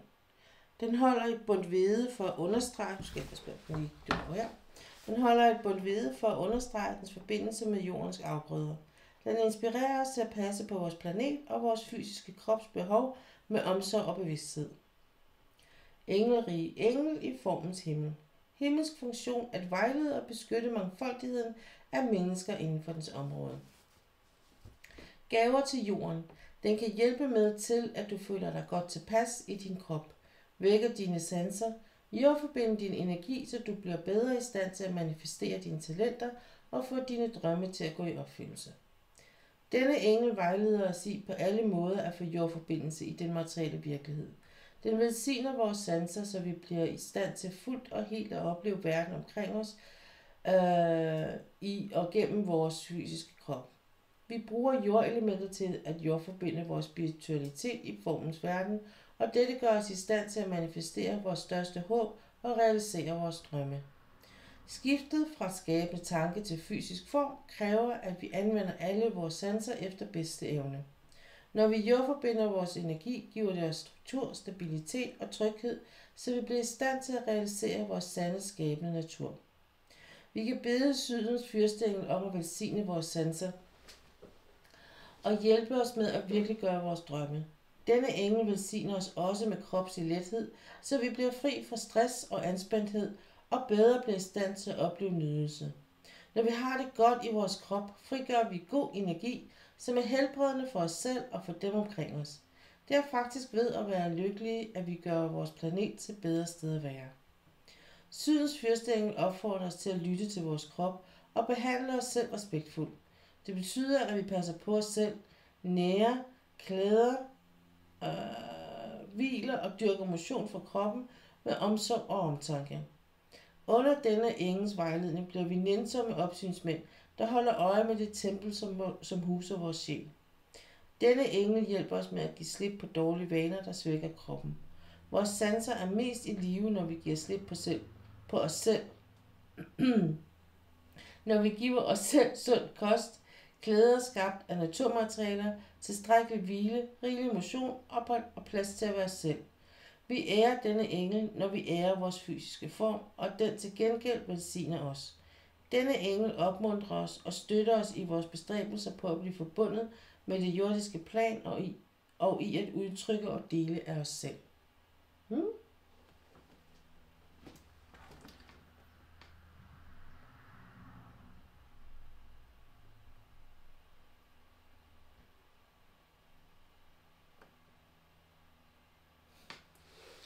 Morning, Stila. You are right on time, and it's okay. Thank you for stopping by. And we just finished with the angel cards in Danish. Ja, ved du hvad, jeg tænkte det samme ud på mig selv, så jeg tror, det kort var til os begge to. I just draw a card for Ola, and it is a card that tells us to, the angel will help us to take care of ourselves in our physical form. So, and I think that was for both of us today, not just Ola, but also for me. I'm so sorry for your uncle. And yeah, 2018 is very fresh. So yeah. You will be here as long as you can, for sure. Was it a tough streaming you had last night with Miss Coffee? It is a really a bit peculiar thing when, hang on, I'm just gonna switch this on again.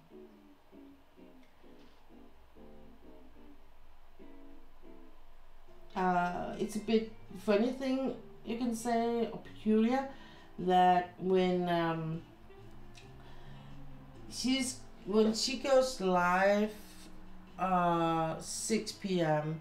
and is streaming 12 hours or more, I'm with her in the beginning, and then I sleep, and then she will still be on live on stream.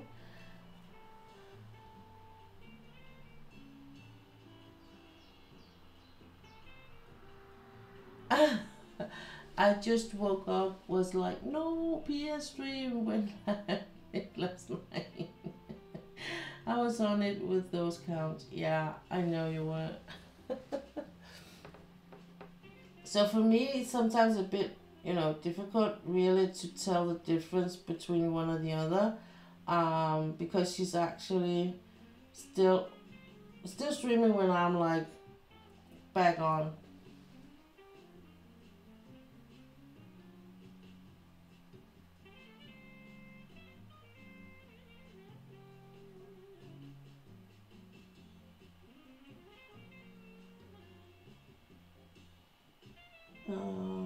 just gonna try and find something more. I don't have to change music. I can do that.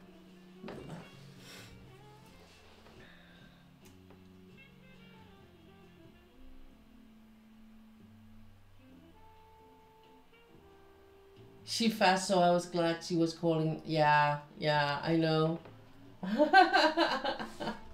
There was no slacking off there. She just kept shooting and hunting.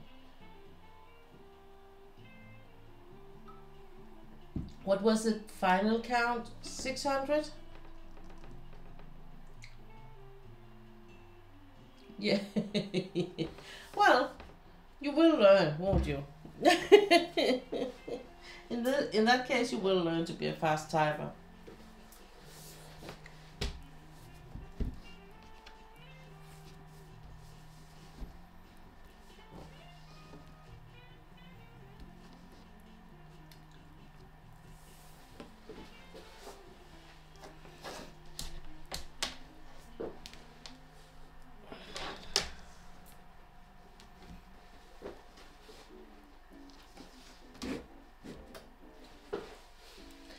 Hey Gina, welcome in. Thanks for stopping by. How many plushies did Miss Coffee get last night? I was working but fell asleep. You and me both, Gina, for the most part. She got 2 plushies. Oh, nice. But it was worth it, wasn't it? I mean, I really, for what it's worth, I mean, I really enjoy being there and lurking and just be listening to her playing the game. To me, to be honest, it's just as entertaining as me playing the game myself, I think. I did a bit of diamond painting, but then I had to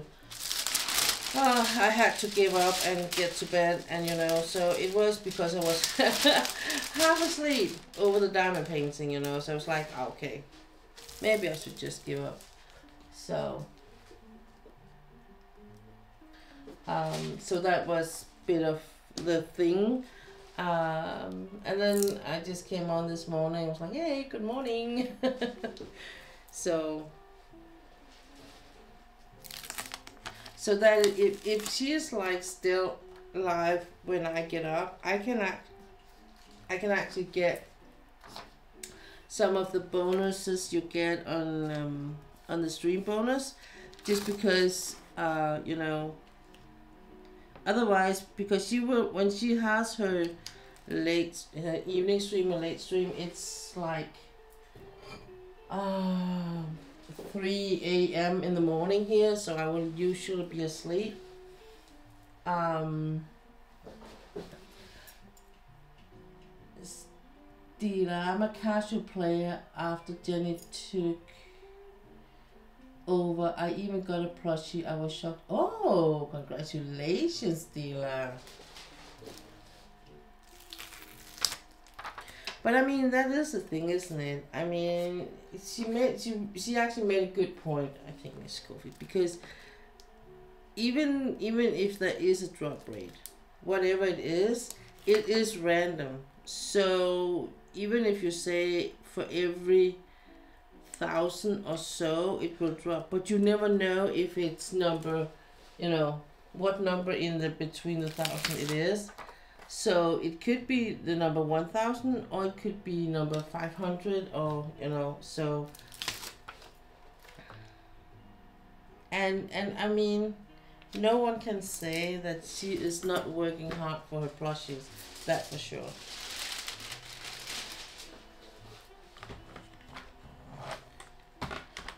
That is for sure.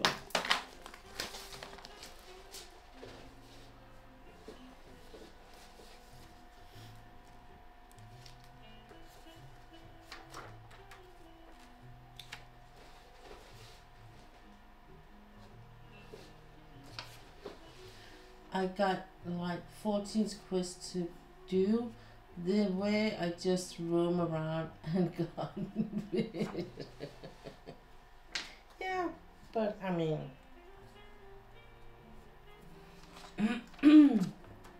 I play this game called Genshin Impact, and it is a game where there's quests too, and there's a world you can roam around in, and and there are daily quests, so I can just do those.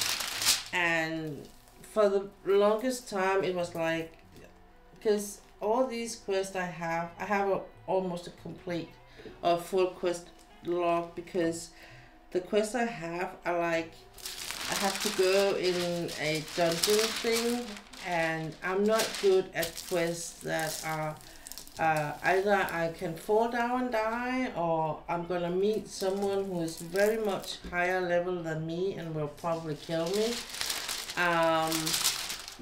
With a snap of the finger thing.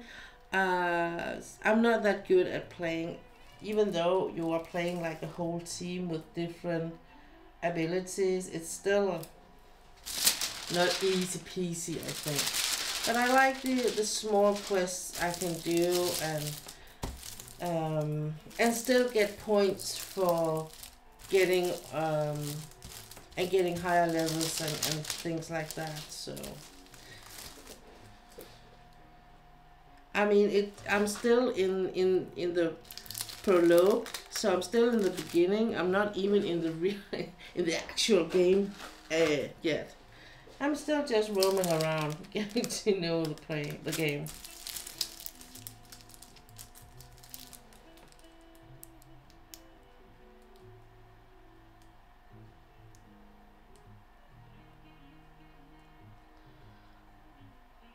We know she is, but people are jealous when they don't get it. Yeah, for sure, I know. Oh, the CP looking so pretty. Yeah, right? And it's so, I'm really enjoying working with it, because the drills are amazing in the way they are. Sometimes you can, Pia's little craft corner finished her t-shirt that she was designing.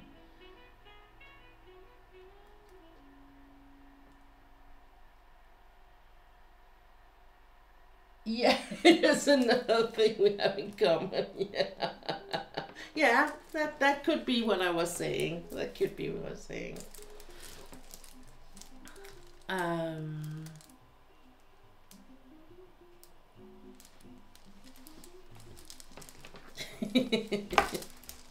Another thing. You're actually right. You're actually right. It shouldn't surprise me, but it still does sometimes. It still does sometimes.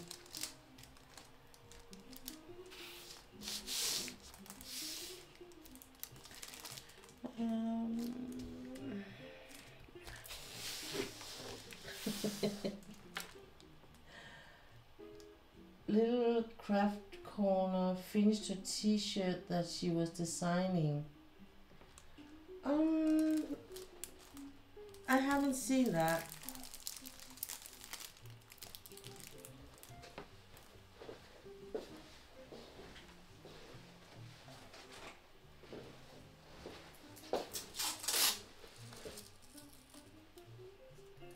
Right, me too, and I'm like, why am I surprised? Yeah, actually, why are you surprised? Yeah. I think because we're so used to that. Oh, of course, people are different.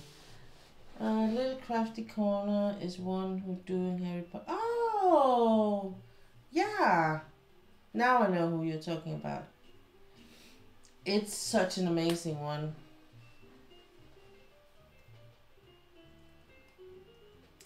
Okay. I like her streams very much. Whenever I have the chance, I am there, even just for the lurk. I think that my problem is there's a lot I really like to watch the stream. In the beginning, it was very limited. There was only a few I was watching. So it was very easy peasy just to be there. But now there's so many I would like to watch and follow. And so Sometimes I'm like, okay, I give this one is getting 5 minutes, and then I will move on to one of the other ones because I really wanna, yeah. And sometimes like, when Illustrated Chrissy was in here, she was, oh, for once I'm awake when you're streaming. And I'm in the same. Sometimes, for instance, with Kim for the Day, when she's on when I'm awake, I'm like, okay, then I would be rushing into her stream. Hey, hey, I'm here only for a short minute, but hey.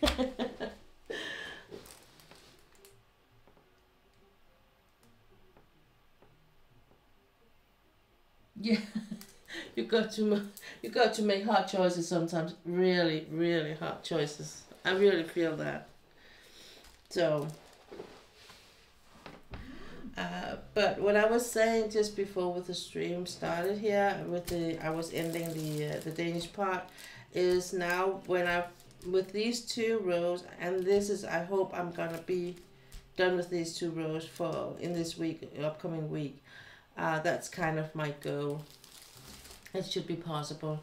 Then I'm actually just having like 3 rows left of the picture. So I'm gonna be very close on finishing up to May 1st. So my plan is that I'm gonna go do this on stream. So I will work on this for the full week plus stream right up until May 1st, and then I'm gonna probably start my songs on the cherry tree in here on stream, and then I will be taking it off stream, doing it there most of the time. Yeah, do that, Stila. She's actually quite sweet and amazing, and she has some really good. She's doing a lot of good things, I think.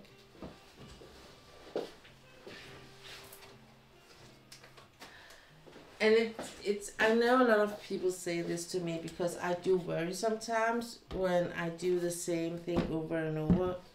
Like, then I would be working with this for the next week or so, and this will maybe be something you will be looking at today and for the next 4 streams. And I'm like, oh no, and will they worry about it? Will they get bored? But I'm myself, when I watch streams, I'm like, but I don't actually care too much what they do. I'm more interested who they are and how they act on the stream. And her name is the Little Craft Room. Yeah.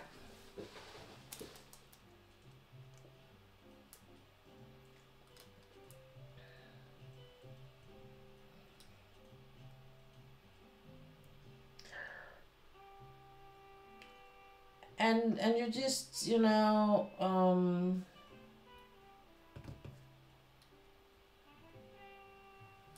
if I could find her.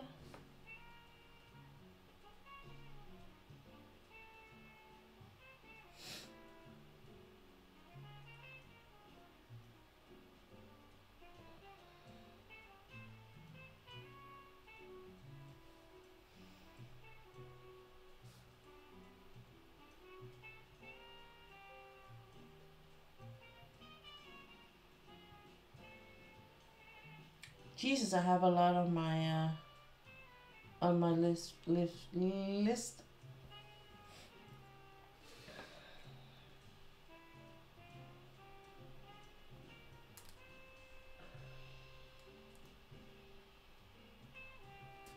What the?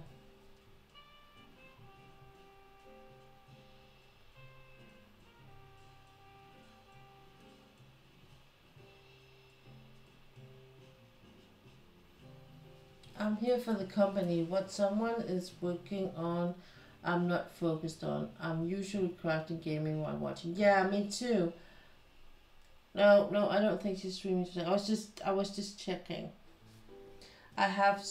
But what amazes me too is that I'm actually having a lot of sometimes I'm not so aware of how many people I actually have on my friends list, and it just dawned on me. Oh, here she is. A little craft room, yeah.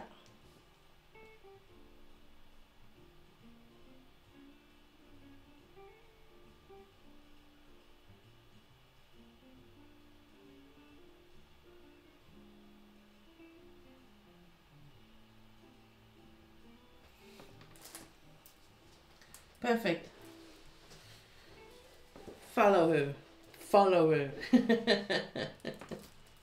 Zoom in closer.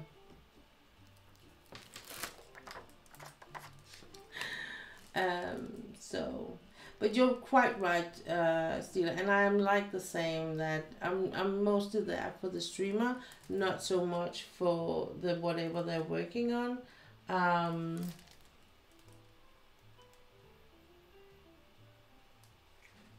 So if you go through the list, how long am I scrolling?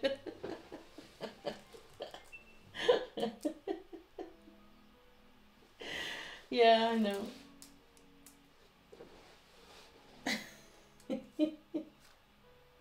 But I think sometimes it's because also, you know, then you're on a stream like Ronda's and someone is entering his stream and it's like, oh, follow him or follow her and click the heart, and I'm like, yeah, I'm gonna click the heart. And most for a lot of the time I'm not really quite sure. I will say, however, that most of them I do have kind of have an Instagram or something that we watch, and he'll be like, oh, follow this person, well, click.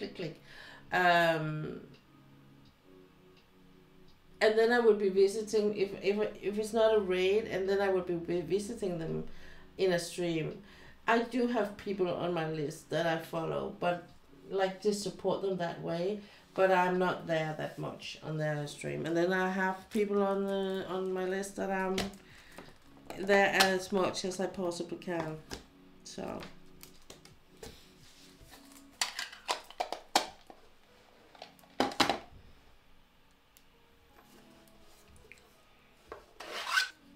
So I hope you all had a wonderful weekend so far.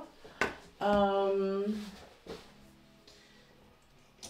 it wasn't too rough on you with the with the stream.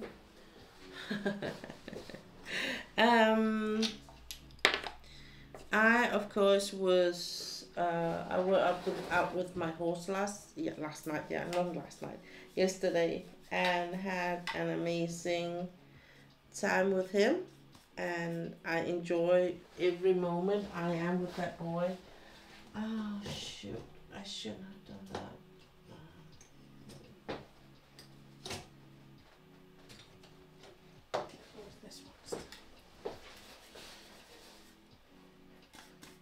Note to myself, don't use a brush you have been using for mica powder. Don't try and clean out your tray with it afterwards. I just had glitter everywhere. Well, good that I'm not short of brushes. I have brushes for everything.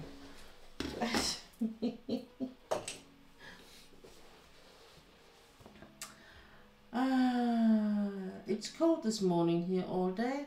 Was raining yesterday, so we're waiting for it to warm up a bit.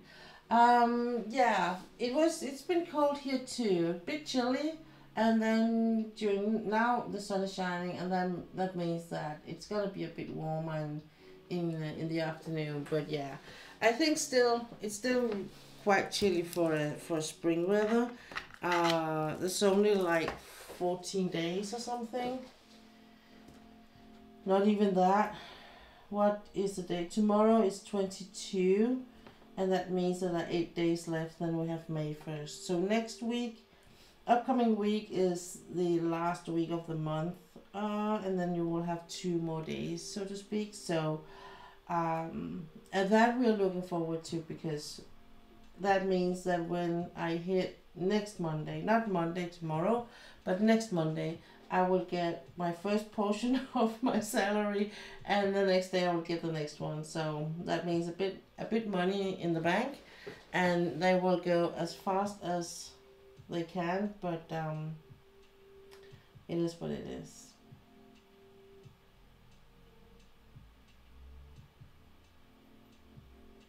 unfortunately, financially wise, we will have to wait for June to arrive until we are hitting the numbers again, just due to that we had 1 month with no salary, then we had this month, month of April, with a very low salary, and then we will hit month June with the high salary, and then in July I hope that it's gonna be like, you know, a bit more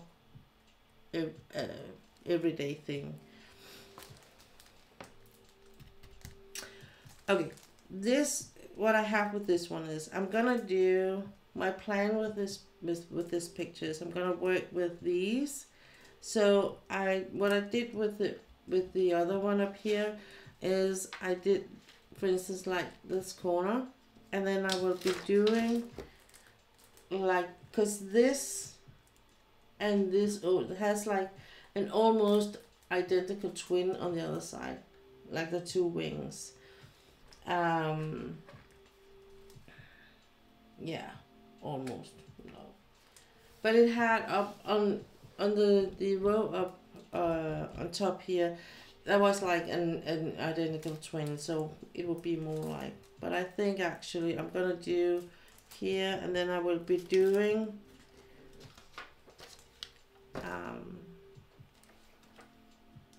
like this. So I'll be doing first this section here, then I will be doing this section, and then because then I'm in the middle, and I will be doing the whole section here with the dragon, top of the dragon, her face, and right up until here, and I'm pointing something you can't see, right up until here about, and then because here will come the rest of the wing will be outside here. And I found when I did the other pictures with the square drills, especially also with the steampunk flowers, that it's actually quite, it really works for me. But before I do that, I think I will have to give in to this and actually sort this up in colors instead of symbols, because I can't, I don't know why, but this picture I'm completely blind when it comes to the symbols for some reason. So I'm gonna sort them up in colors instead of.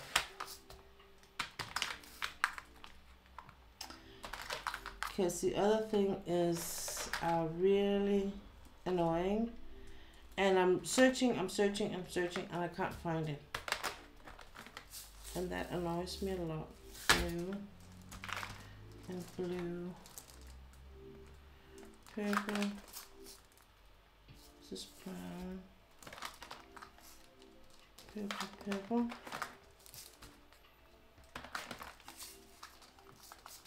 gray, green, another brown, purple. The AB drills I'm gonna have just for that. I'm gonna keep them just for themselves. Blue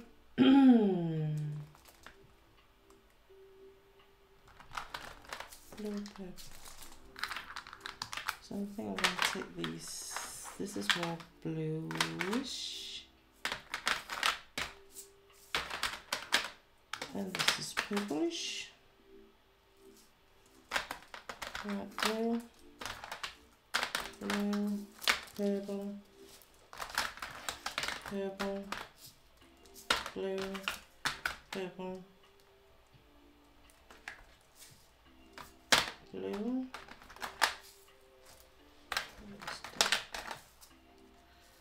This purple, blue, purple, blue.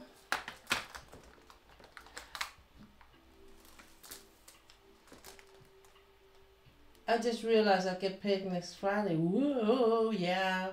It is at that time. this time of the year, it'd be 15 to 29. I call this season roller coaster weather. Yeah, I know what you mean, Stila. I mean, here in Denmark, when we hit May 1st, it usually will be something where it's almost like it can be between freezing degrees in the night and then like almost heat waves wave in the day hour. But we are just, you know, adjusting, I think.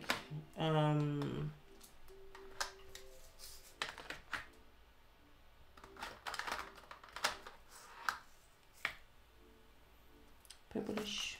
Oh, I'm gonna save this one. Because, you know, you get used to it some way. I think a lot of the time, and then you will just be like, okay, it is what it is, right? I'm really not a big fan when it's like changing that much. So, because my body is getting very annoyed with it. It's like, will you make up your mind? And I'm like, yeah, will you please make up your mind?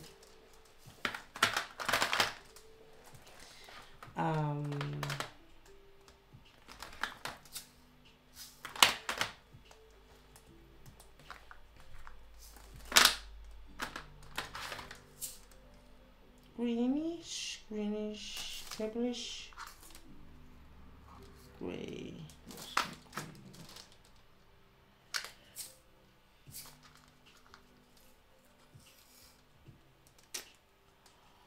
Greenish,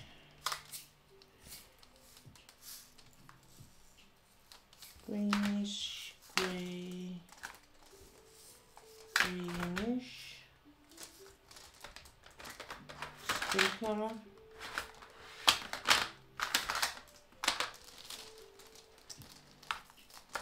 brown, light gray, black,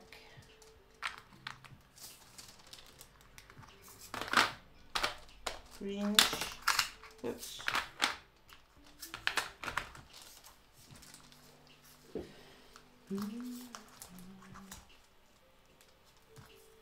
petrol,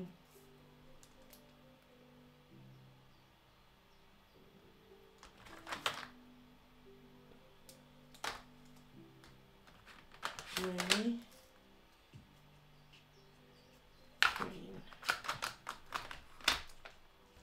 I Google the lake weather temperature every day. I just need 6 more degrees to swim in. Ooh, it still sounds a bit cold to me, I will say. But whatever rocks your boat. Whatever rocks your boat, I will say. I'm gonna do this. Yeah.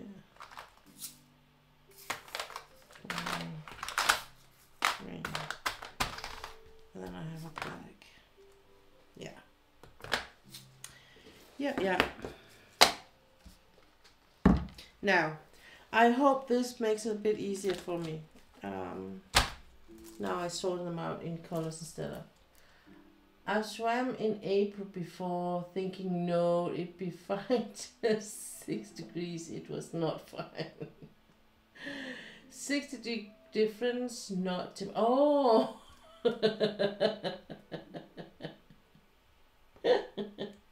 Well, you didn't say. No.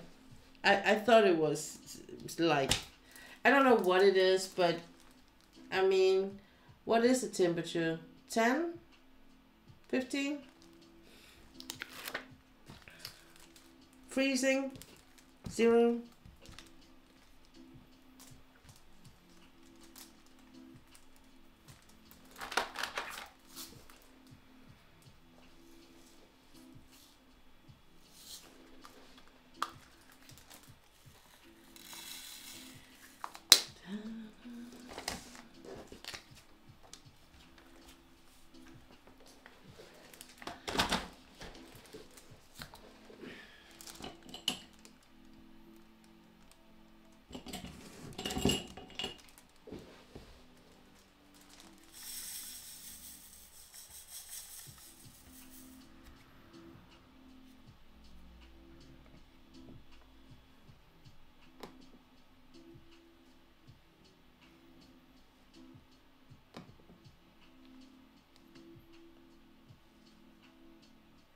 But I did give crochet a new chance, and I will be buying one of the fur hooks. I'm just not here in the month of May. I'm gonna do it in June or July.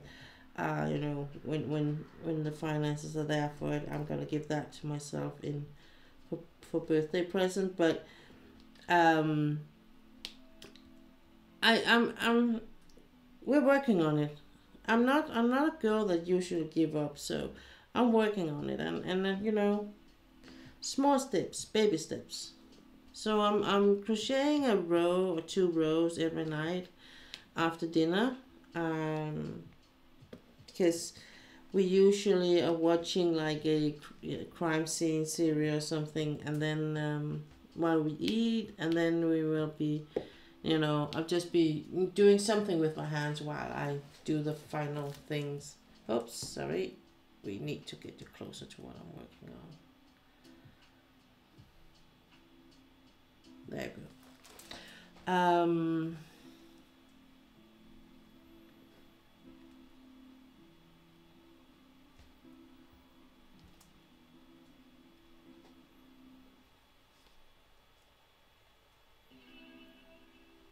So I think I'm still getting a chance. I'm not quite sure. I'm doing the right way. Or I'm not, maybe not because I'm not skilled enough to do a good edge, or what you can say.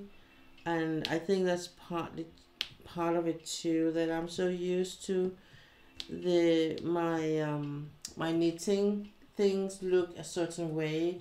So just the fact that the crochet looks a different way makes me a bit uneasy, I think. So like, uncertain about, should it look this way, or should it, look another way, or but practice make better, not perfect.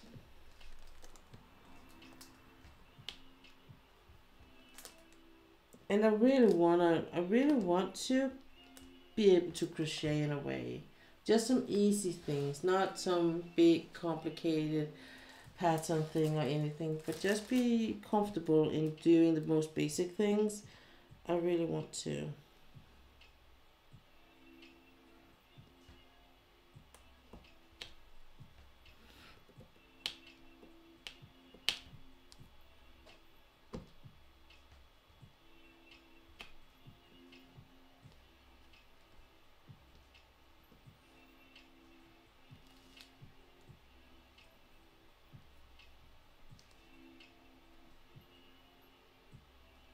I mean, I was thinking, because one of the first thing I learned doing when knitting was shawls, and I did this shawl with a it's not a poncho, but it's not a blanket, but it's where I start with, I think it's 5 stitches in the beginning.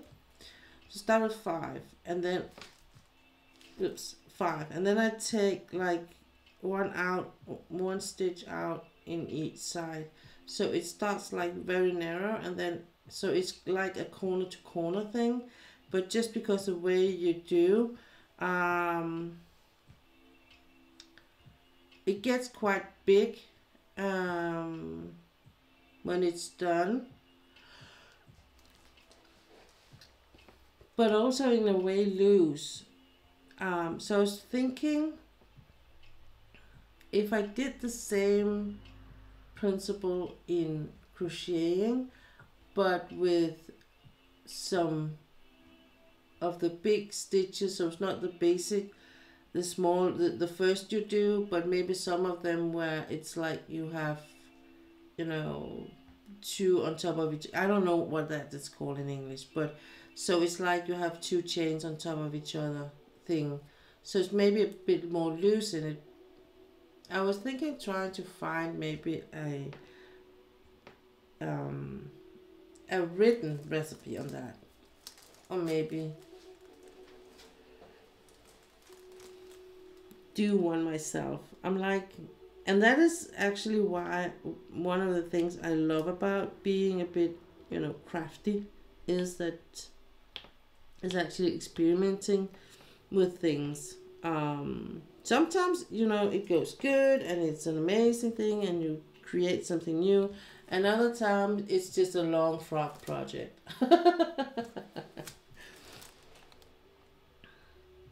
It's just how I see crochet is like, it is like the final product is more firm in, like when it's knitting, it's usually a bit loose, more loose in it, it's a bit more, you know, fluffy.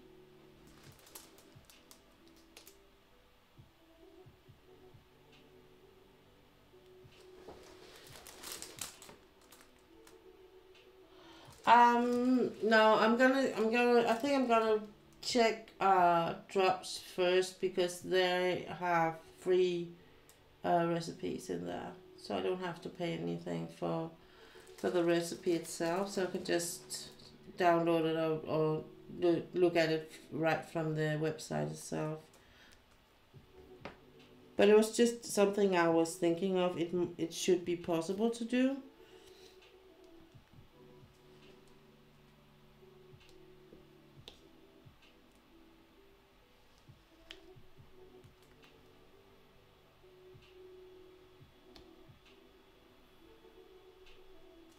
Like you can do it in, you know, what you call it, in knitting, in the basic, really basic knitting stitch. So it's really, there's nothing, not even the, because you have a front and a back when you knit, and you can actually do a whole shawl in just the front stitch.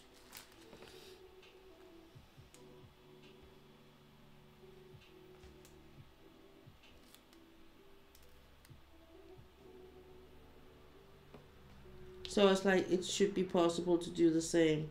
But what I really would love to learn how to crochet was actually a beanie.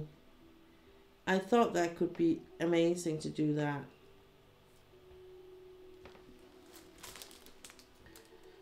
There are a bunch of free recipes out there. Sounds like a good plan. Thank you.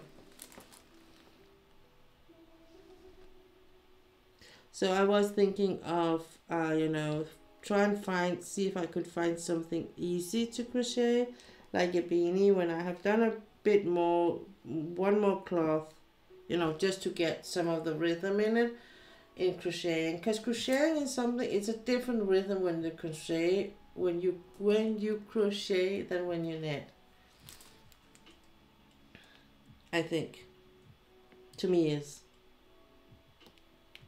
It is anyway to me.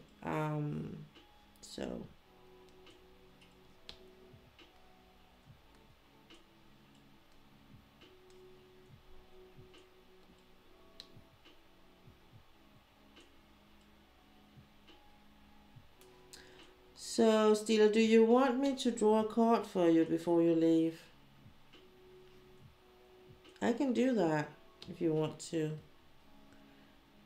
Because I don't have done that much on this, so I can easily cover it, and we could just put another cloth on top of it. So if you want an angel card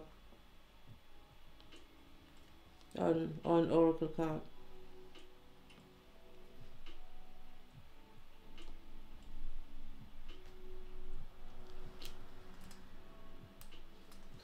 Yeah, of course I won't mind.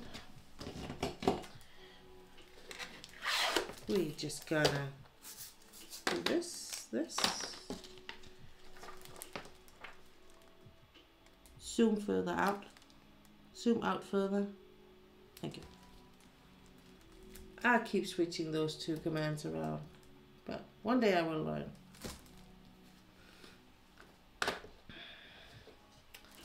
Let's see. Oops, the light. Here. We're just gonna put this down over here, switch this off, thank you, and we're gonna go with these.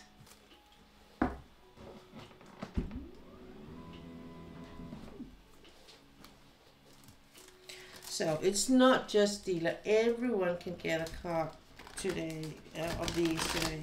It's not just Stila. It's just because I know Stila have to go. So I wanted to do this before she went. So if you want me to draw a card, you can just give me a number. Not too high a number today, because I am I am doing this here. Stila, not too high a number, she said. You're crying out loud.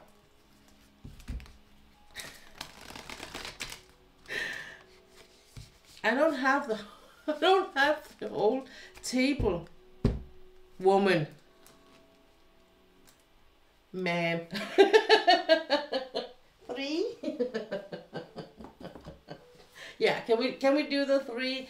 I will give you 33 next time then. Okay? When next time we have the whole table we can do, I will give you 33 cards. Okay? Can we make that deal?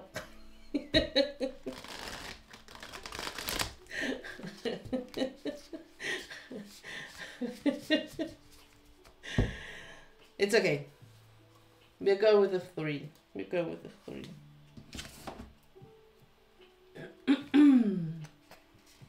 Okay.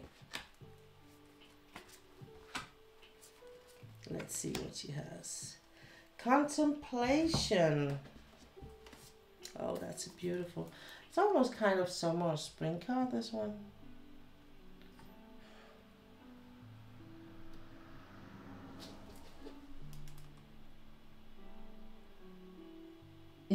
Yeah. Well, then it is your number. Absolutely.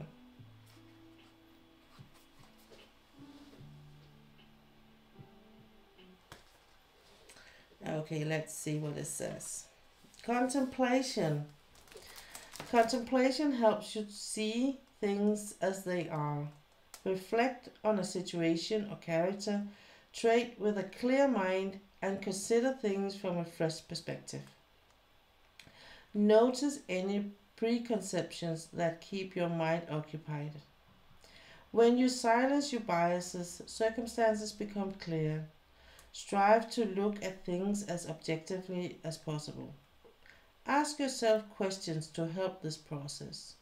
You might wonder what action you could take, the likely outcomes, and what is influencing an idea. Contemplation is like watching a flower open. You don't need to have any feelings about the flower or what it is doing. You simply observe the flower and learn from all you notice. Be logical when you are in contemplation. Keep querying and exploring your motivations and options like peeling back layers of insight. The more layers you uncover, the more open and aware you become. You can adjust your beliefs, discard ideas, and modify your goals as you gain more knowledge through experience and reflection. Consider all your ideas and assumptions and see what answers are found by challenging them. The contemplation process will help you become a more tolerant and accepting individual. Trust your final thoughts even when they differ from what you believed when you started. Allow yourself to arrive at a new awareness with expanded thrusts. Contemplation is honest and open-minded. When you think something through, challenging and exploring an idea or opportunity, you can feel happier and more confident in your choices. From this foundation, you are not resistant to outside ideas, but it would take a solid argument to persuade you from your course. A woman wearing a hat adorned with feathers, flowers, and images stares into the distance. Her gaze indicates that she is deep in her thoughts. The leopard at the base of her hat symbolizes careful observance while being on the hunt for something. Oh, there. The keys at the top of the hat refer to different options that need to be considered. The ship in the distance links to the journey of your life. The image of a person whose eyes are covered by another's hand might pertain to an upcoming surprise. As you contemplate preconceived rationals and test new ideas, you alter your philosophy. Affirmation. I willingly contemplate my biases and expand my existence. Yeah.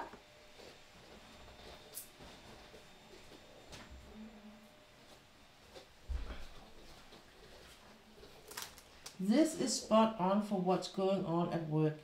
Mom and her co-worker butt heads a lot, so I'm trying not to let mom's frustration cloud my view of co-worker.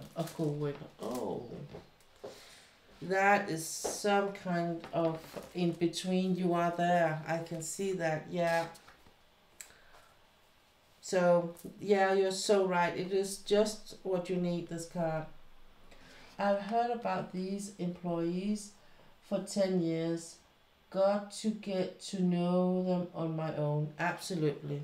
That's a good way to see it, Stila. That's a good way to see it. Because, you know, you and your mom are not the same person. You're two different human beings. And you have two different views. So, and different ages, you know. And there's always this, if you're not like unbiased in situations like that, if you do kind of, you know, accidentally or willingly or knowingly take the already known perspective, you can actually risk, like you say, miss something good of another person, because relationship is all about energy and vibration. I believe in. So if there's a good energy between two people, they can be very, very different in how they see things, but because they have some in what they do, if they are very good at working in a team, for instance, they don't have to believe the same things to work in a team, as long as they believe in the task that has been given. So with that said, I mean that if you and your co-workers, you have a good team, if you can create a good team with your co-workers, it is completely of no it has no meaning whatever they have going on with your mom, because you're a different person than your mom. So you can actually create something really good because you're not the same as your mom. Yeah, sometimes I'm like, now I'm here, I'm not seeing things the way she vents about. Uh, like she's talking some stuff the wrong way, I feel. Yeah. And there's probably a lot of it, there's histories behind it, you know, so they can have some old things going on long before you ever were a part of it. And now, like, just because you step in, she will try to make you part of it and take your, like, oh, take my side because you're my daughter, and now you're part of this. That's my whole goal, creating a good team environment. I have to say, I'm excited about that. Yeah.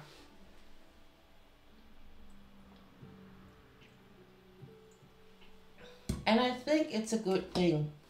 It's a good goal to have.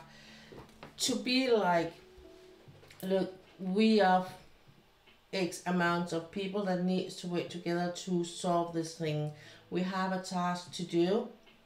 So I need everyone to do what they're best at. So if you feel like you are sitting in the wrong place or chair, please tell me, because then you might fit better in another chair, and then we can get, you know, moving people around so they actually will feel like they do, where that you work with things they're good at. One thing, they work with things they're good at. Two, they feel like they do make a difference.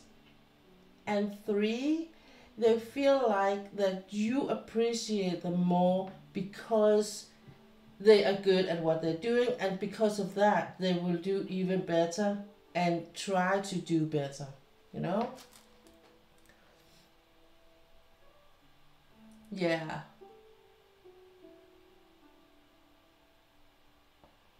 Very true. She still vents about when she first. Yeah, yeah. That is unfortunate. But I mean, as long as you can, like just let it pass through, and not let it dwell. I think it's the best way to be like handling both situation and be in between. Be like, and to be frank, if it gets too much with your mom, be like, okay, you were the one who was so adamant to me being part of this. Then let me work this as I see best. And if I need your help, don't worry, I will come to you and ask for help. With this, I feel like I do know what I'm doing. That could be something in that whatever, how your communication is with your mom.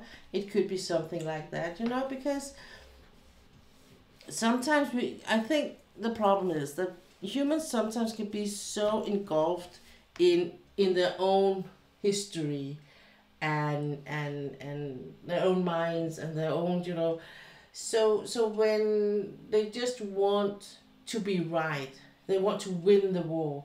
But it's not a war. A workplace is not a war. Like a divorce is not a war. It's a matter of we have a task to solve. So absolutely, and still, if you have any other questions, because I do work very closely with my boss. So even though I'm not a leader, I do get very much knowledge in that way. So just ask me, and if you have any questions or anything, we can take a chat at at some point in a video chat or something. If you have something you wanna either reflect or something somewhere it's easier to talk about it, then this way, just say it and we will find a day, no problem, always.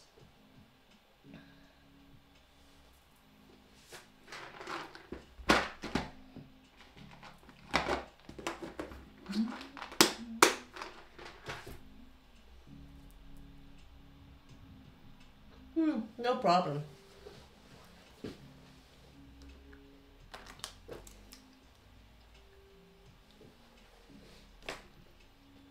No problem. It's one of these things that,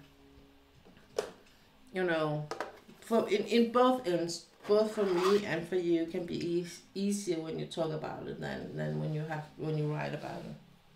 So, no problem.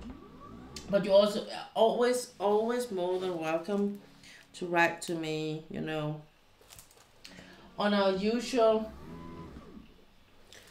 IG account thread there. You can do that at any time you please.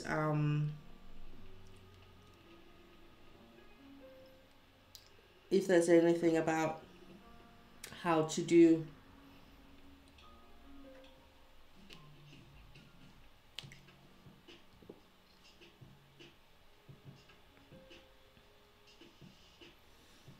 Okay. So that was the cards for today. Really interesting. As I usually say, the cards where you get are not just for you. They're always, no matter what card it is, a kind of reminder to me. Also to be like mindful about things, or I've been taking you up on that offer. You do that. You do that.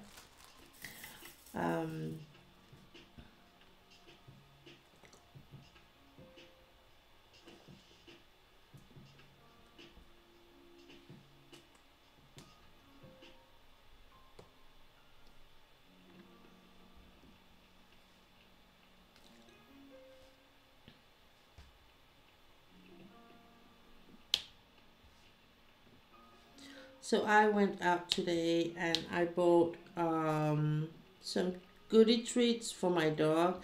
He do get some treats that are like just kibble, small kibbles things, and then I buy some extra goodie ones, like when I need to do some extra.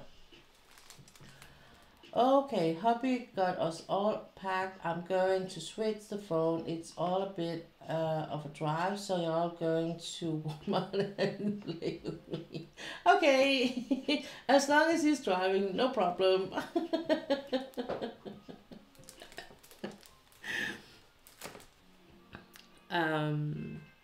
And I bought some treats. Some I usually buy for him, and some new ones.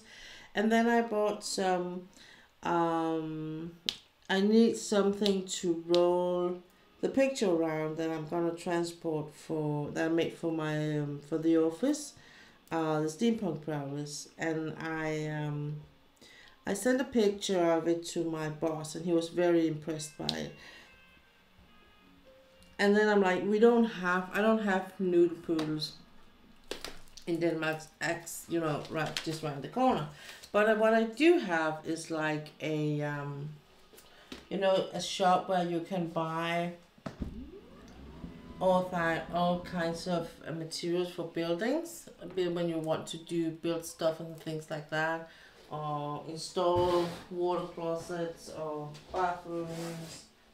So what I did buy was these.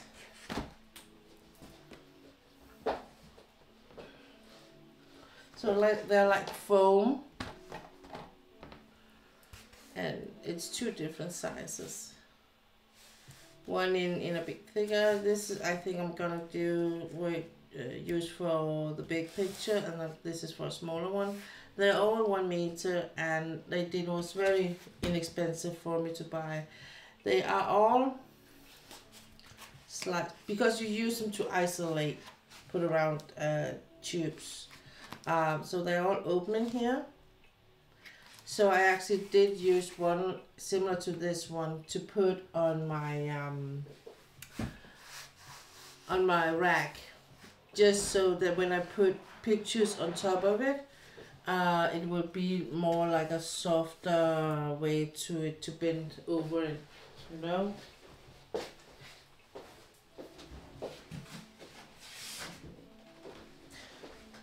So that was what we did, and then we had lunch today, a not very healthy lunch, but sometimes. I've had a bit, I wouldn't say crisis per se, but I just had like the past week or so, I've been in a not bad mood, and again maybe a bit of bad mood. It's more like a hormonal mood, I think, and it really wears me out. So I really felt like eating something that I shouldn't eat, you know. And it's not like I'm not allowed to eat it at all. I just need to be careful that my whole diet is not like only of McDonald's and Burger King food, and that's not the case. In our everyday life, we do eat very healthy, I think, and a lot of vegetables, and only you know, rye bread, and not what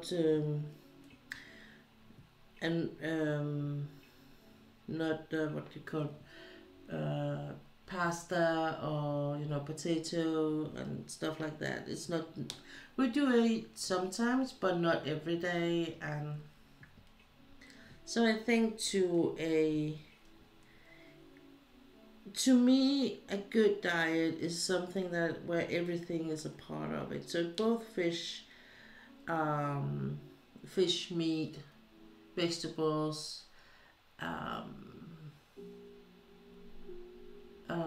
and then you put sometimes when it's, I mean, one thing to me is what I eat in my everyday, and then there's the weekend where it's either Saturday or Sunday. We eat something good, like potatoes with a good gravy or something, or corn, or you know, something of those things I'm not allowed to eat too much of. So, and I think it's a bit hard for me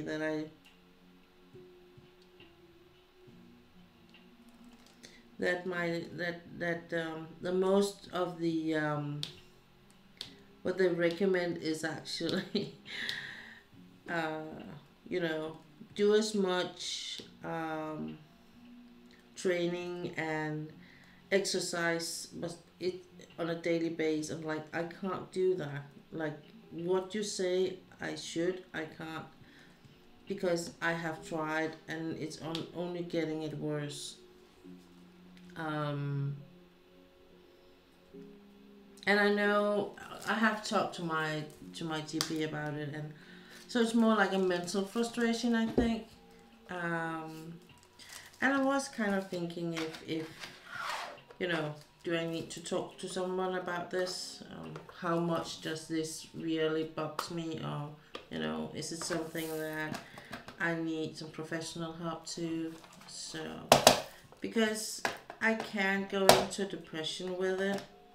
Unfortunately, that is kind of my emotional mindset sometimes. It's not something I can control per se.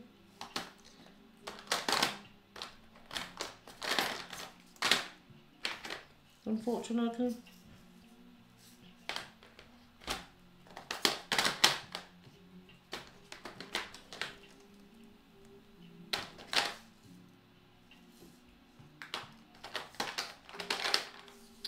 Is this more green or is it brown?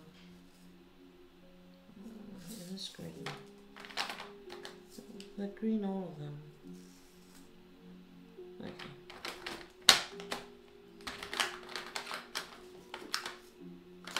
Gray, gray, gray, gray. And gray.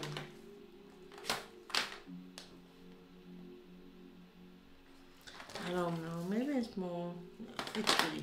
It's gonna be gray.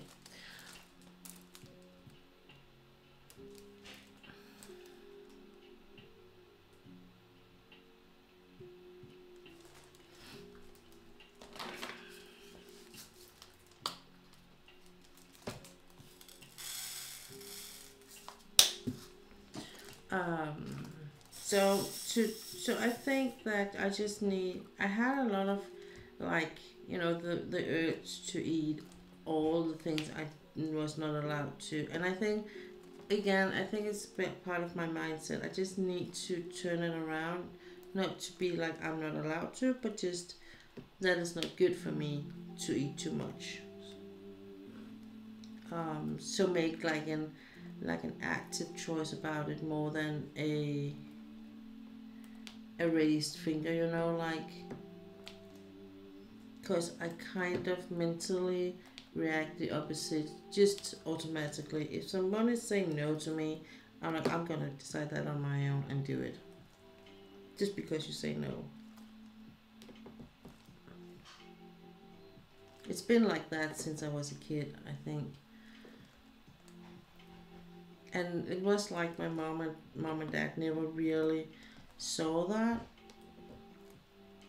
That if they just had let me, you know, do as I pleased along the way, not to, you know, not as a please, but with a lot of things, because I did it anyway. So if they just had said, well, if you want to do it, do it. Just take care of yourself. I might not even have done it because it wouldn't be that interesting, you know. I might just be like, oh, I don't want to, actually.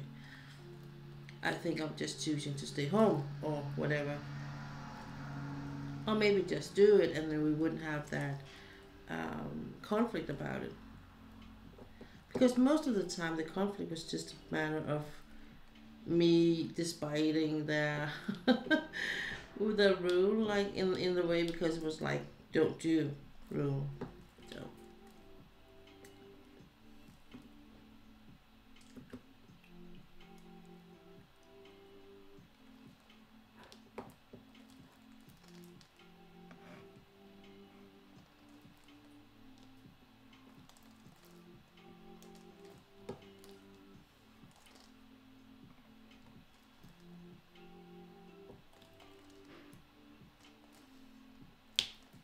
So So we have a national holiday on Friday this week. And I am thinking of, in general, I'm off work Friday, but I was thinking of maybe, because my husband will be home that day too, to work on some videos and do a bit more on the gallery. I did cancel my streaming Friday this week, and one of the reasons I did was because we got a letter from the union and they're not gonna help us, and I had to use some of the time and energy on talking that through with my husband. So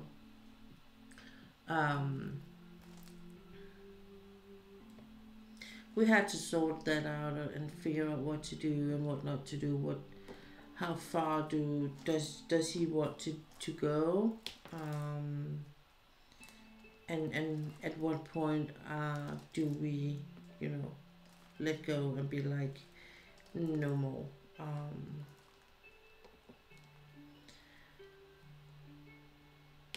But it also made me think, do I have the energy at all for this with the streaming and all that, today I actually did think maybe I should just take a break from it, or maybe just give it up and do something else, just because, not like I'm not gonna stop crafting or diamond painting or anything, but just being on the Twitch stream and all that. And to be honest, I haven't quite made up my mind yet.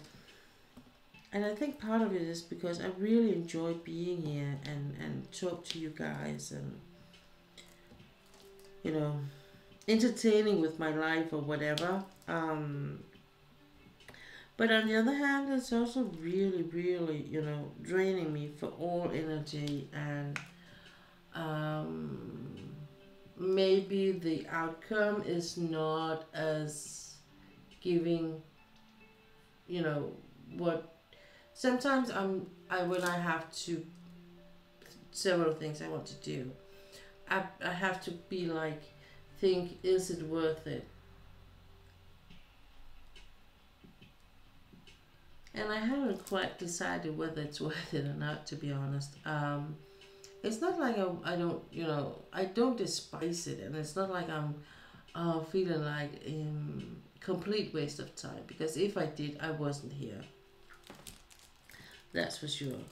But I still feel obligated in some way for the people who follows me, and and in a way, because I don't have that many followers and stuff like that, I want to take care of those who actually give a lot of attention to me and my channel, and I feel like I owe them that, for the follow,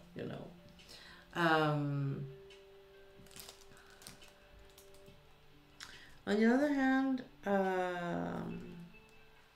I need to take care of myself, and I need to be better at it. When I look at that compared to my mental health and stuff like that, I need to be much better at that. I am a bit broken when it comes to my mental health, so if I do, go too long without making my nerve system relax, it's gonna put me in a depressive state, and put me in full depression at one point if I'm not listening. And luckily it's not something it does from day to day, but usually when it comes to things like that, as a human being, you will not be very good at listening to yourself, because that might, potentially mean that there's something you need to address.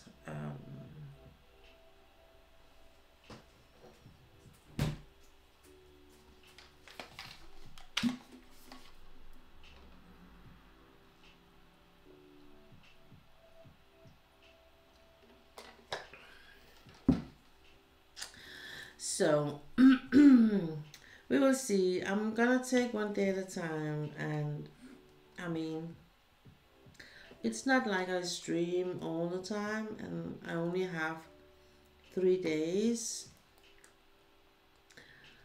So, but I also have other things in my life that is currently very important. So, but as I said, as long, and I think for me the important thing here is, as long as I enjoy it, as long as I feel like going in here and sit down and work on things while being talking to myself and all that,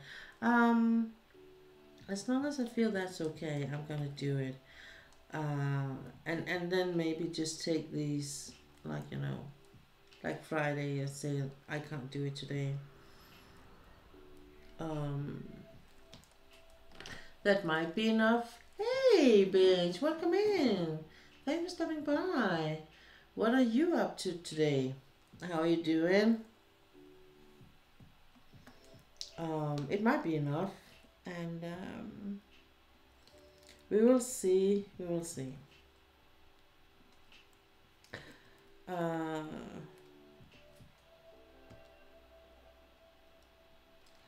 I mean, I think it's partly because the first 5 months of the year, almost five, no, the first 4 months of the year, 3 to 4 months has been really, really chaotic, and has happened a lot of things, and it's like, I just feel like I just get one thing sorted and then the next thing is happening. So at the moment, I'm just waiting for the next shoe to drop. That's kind of the state of mind you're in, or I'm in. So I'm painting today, working on my Chuck Benson. Yay! Nice. That is good news, Bench. That means that you are feeling a bit better.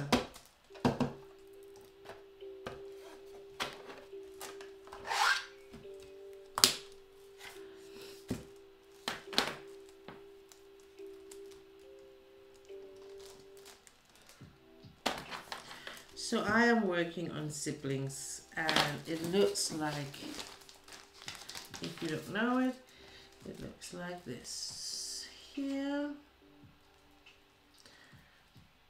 Whoops, this is the art. This is how she looks like. Come on. Give her a... There you go. So the artist is Anne Stokes, and I think it's a really, really cute picture. I really like the colors in the purple. So I mean, even though I just finished a purple bluish one, light bluish one, I have no trouble in working on in purple with this one. Yeah, lots of dragon love this year for you so far. Yeah, I decided I wanted to do as many dragons starting the year, so yeah, for sure a lot of dragons. I love dragons. Period. I love dragons, period.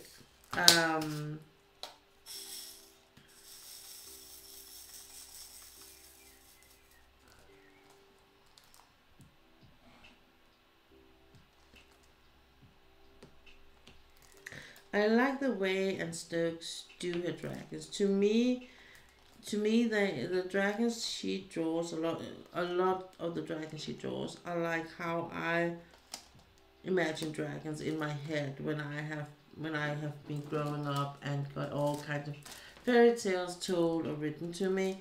It's been like that in my head.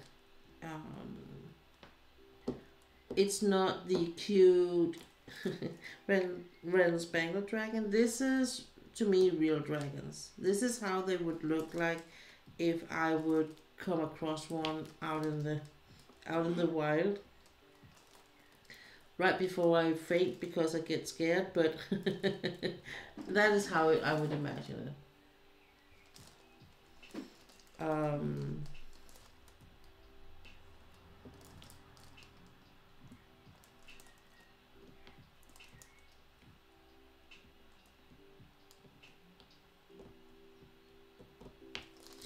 And yeah, I was out with my horse yesterday. So that is one of the reasons I'm still, afloat, so to speak, is that I have this weekly session with my favorite horse. And I spoke to my riding instructor, and because I said to her, I sometimes I accidentally call it my horse even though it's not mine, and she says, well, you can be a owner in heart of a horse, especially if the horse shows you willingness to give the friendship. It's a thing, and so he is my horse in the heart. He's my horse, and like she said, she does not mind sharing him with me, because she can see that we have something very special going on, him and I. Um, Yesterday he was very much in a spring mood and was very much in, oh, you think you're gonna decide, you think you're gonna be the leader, well, what you gonna do about this? And he has some really quirks about being like, he can't keep his head straight and go in, straight out. He will try and turn his head left, and he can like literally go straight out with his whole neck and head bent to the left, like he want to turn into in the middle of into the circle. It's like, no. So and that is a match in who is the most stubborn, or who will win this. And he will remember, if he wins it, I will have the double amount next time. But because I won it, he will just be as smooth as a baby next time. Probably.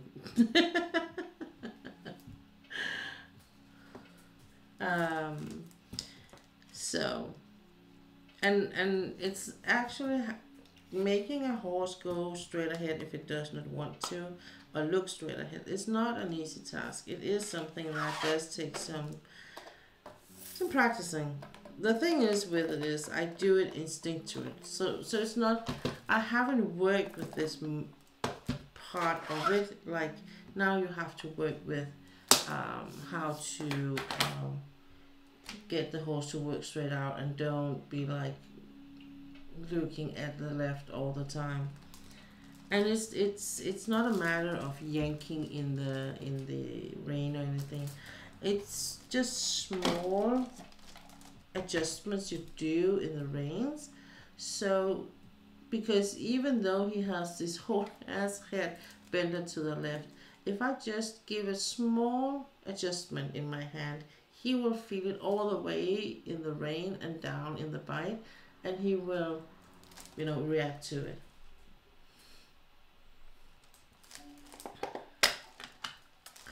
So,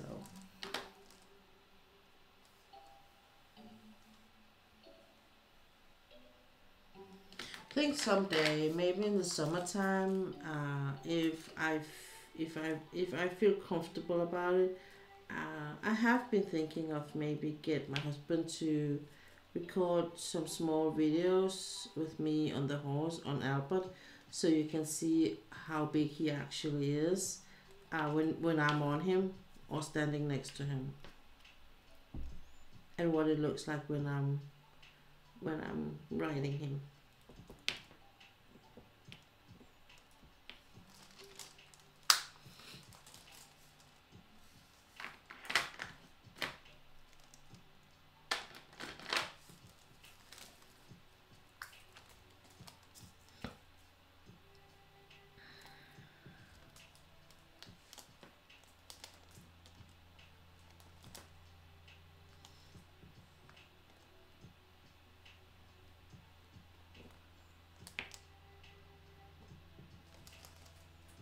That would be nice. Yeah, right? Because it's like it's a bit hard to explain. Um, and it's a bit hard to see just from the picture of him how tall he actually is. But because he's 170 centimeter, right where the saddle would be. This is the beginning of the saddle, where it's closest to his neck. So his head will actually be higher than that. So that's why he's been taught to lower his head whenever he's getting his things on, so you can reach him, because otherwise you won't be able to reach him, that's for sure.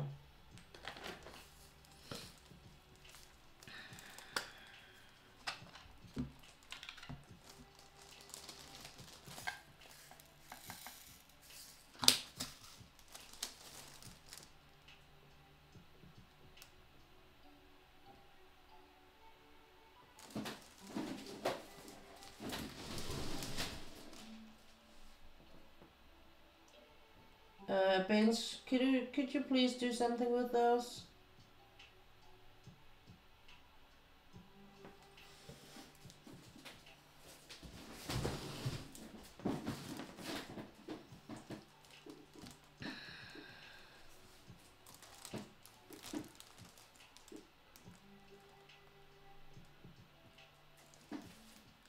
Thank you.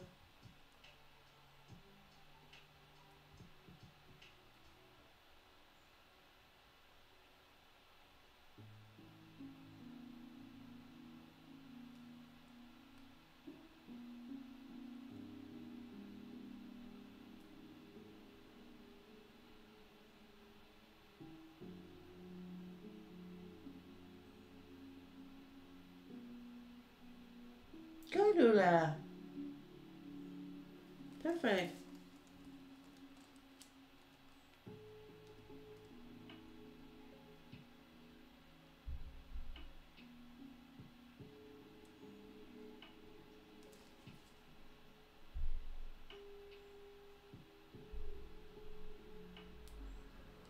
There you go. Ula got to practice her sword.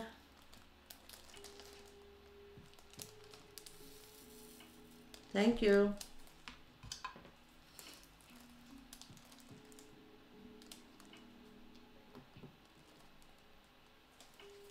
Yep, that was perfect.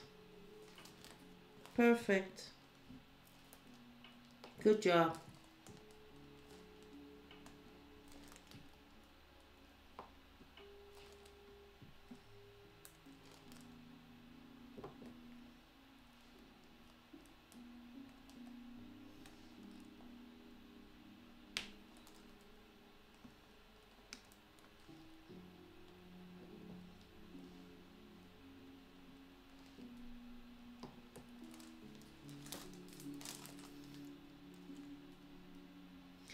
Good job.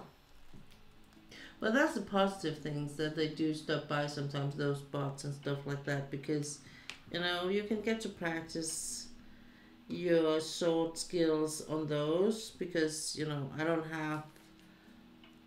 there's not that much going on in the chat, so, and usually we know each other who are coming online, so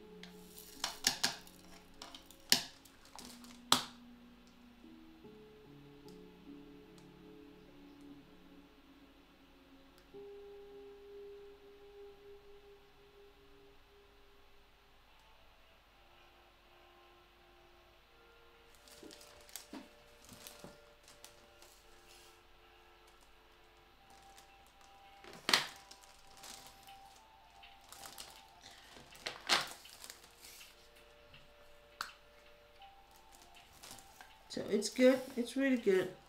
I'm happy.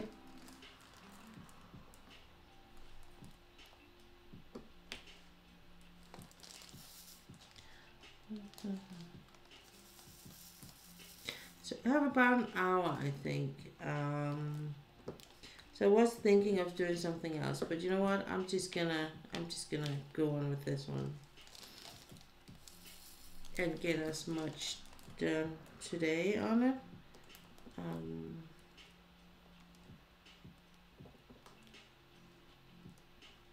I think actually that it's gonna be really similar when I'm when I will be back Thursday. Where I am, not where I am, but how much I've been working on, because with the whole week it's like 2 rows.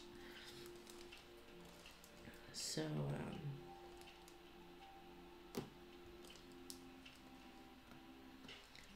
I think it's gonna be something with me working on this on stream and probably finishing it on stream too. So for now until May 1st, I'm gonna work on it on and off stream. And then when we hit May 1st, I will be working on the Chrysatica picture, and it's already good to go. I have prepared it, kitted up I did last week. So it's just a matter of, you know, putting the canvas on the light pad and get going. The only thing I need to figure out is which one of my pens I'm gonna use. I think it's gonna be probably something I'm gonna start with some of my pens, and then I'm gonna buy a couple of pens for my birthday. As it is now, I'm not gonna do that until I hit next month. That means June or July, but that's okay. Then I will just have to wait for something good, and I don't mind that. But I will probably be doing that in that. So I'm gonna get some, new pins for my birthday for sure. It's probably not gonna be on the birthday, but I'm gonna get them when we hit June 1st, and yeah, then I'm gonna buy 2 or maybe 3. We will see. Pen and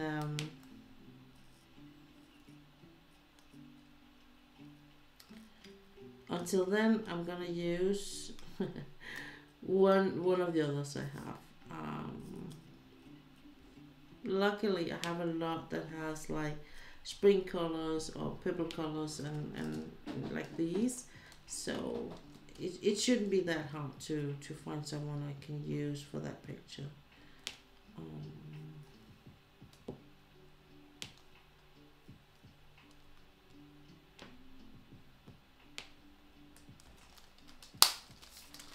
Let's see what I have, and that is a gray one. I'm not recalling seeing that one.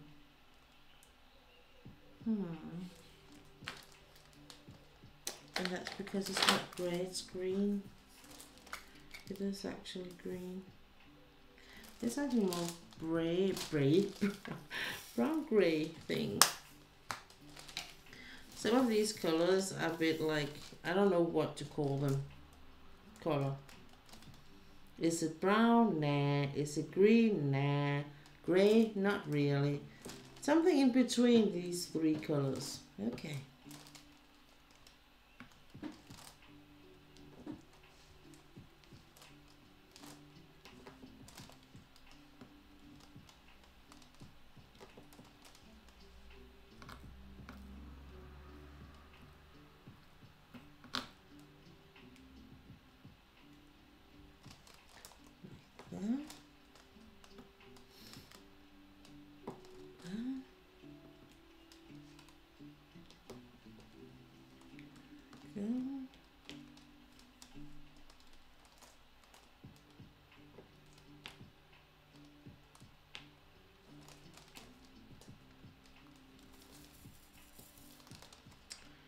we're gonna go with up here. I like to be really nerdy talking about this diamond painting. I really like it when I get new symbols. This symbol is like an hourglass that is laying down. It could also be the symbol for an envelope-ish thing, but I would say it's an hourglass that's kind of fell over. So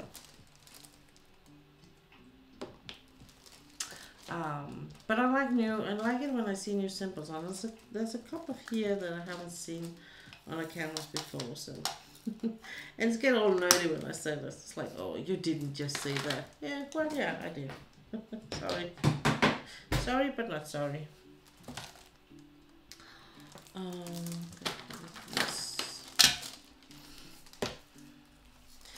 And the tray I use, this one is from Firefly. It's one I got from Stila, my moderator. Nice one. I really love the color. It's called Melon, this one. And this one is my Munimet trays I got just very recently. I was put on a waiting list, and then she wrote to me, now it's your turn, and you have a month to decide what you want to buy. So I bought this one, and a big tray too, in two different variation of this gradient thing here. So I love the way it's made. I will say I do. And yeah, I like newly made trays. That's not a secret, I think. But I also like the Firefly. I do. So the next one I want a tray from in the giveaway that Binge Bear had running for month of March, and it was a tray from Bijou Bliss, as I recall it. So that's gonna be exciting to get that package.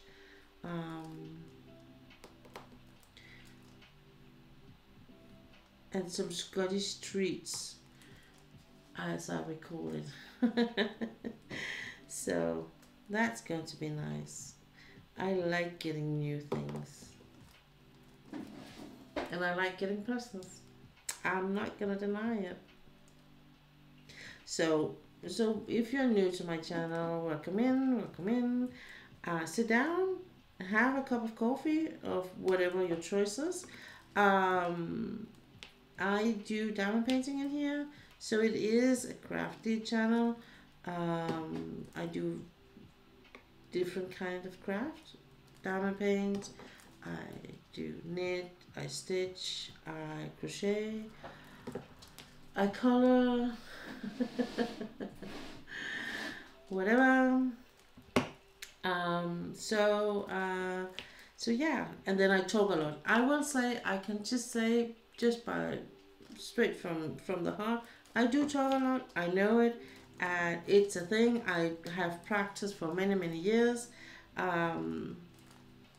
My mom used to teach me with it by saying, let's play the game. Don't talk, don't speak. The first one who does lose. And yeah, one of the few games I actually did lose and was not very happy about.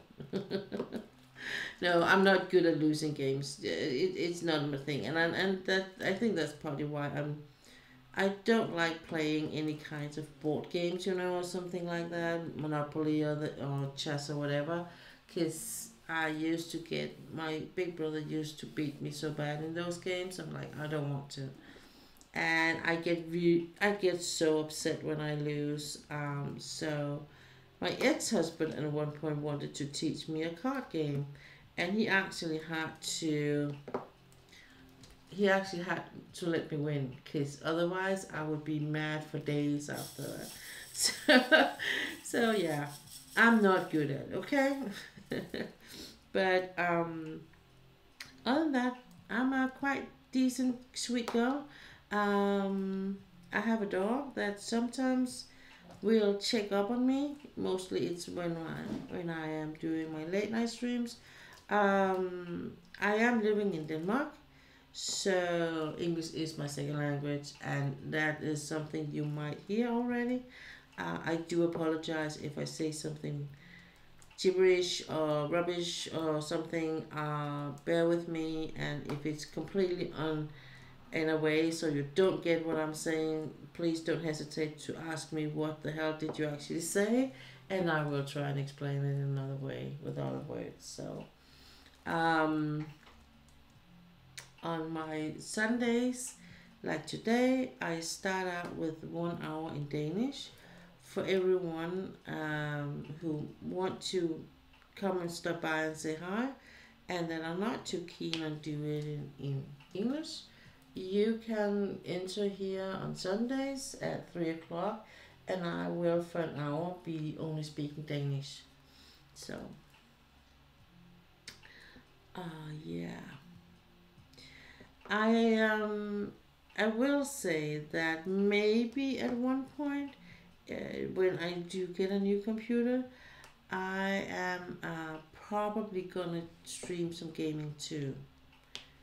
I'm probably gonna do that too. So far I have 3 games, I think. Oh, 2 games at least. At least 2 games I really want to play on my computer when I get it. One of them is Palia. I can see I have to play Palia. Partly because it gets me more visible. So more people are, stopping by, I think, tend to stop by when you play a game than if you're just drifting around, unfortunately.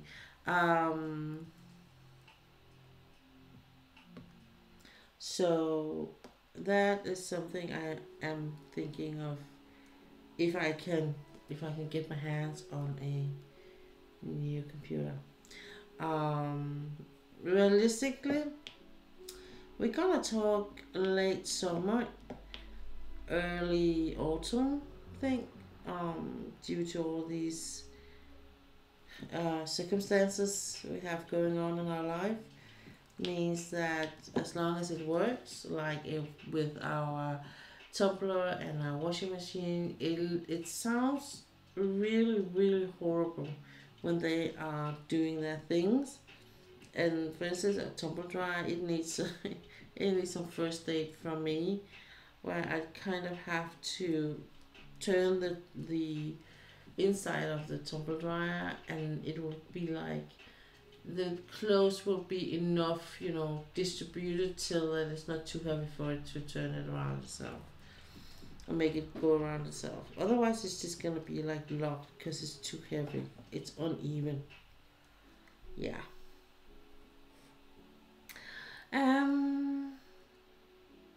What the hell did I just do there?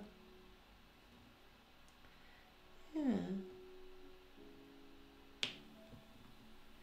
Oh, it's like that is not the symbol.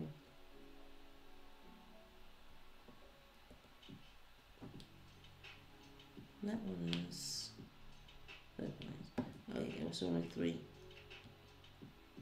We can go with that.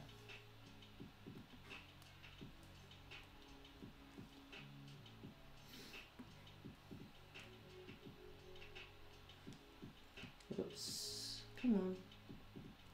So, and another thing I have started on very recently, because I had a whole crime series thing going on for a while, in my audiobooks, and then I think it was it Wednesday or it was Thursday, maybe the night between the 2 days, where I happened to see a ad for Victoria Holt, an author I have been engulfing, I would say, when I was a young girl.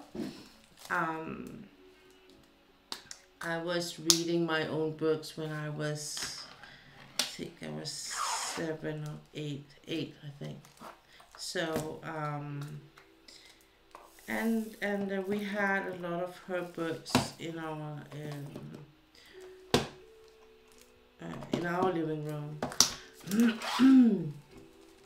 um, we've always had a lot of books. My mom and dad had a lot of books, so it was not something rare or strange having having those books. And I was like, it was one of the things that I didn't have to ask to borrow. I could just go and take whatever book I wanted in those on those shelves.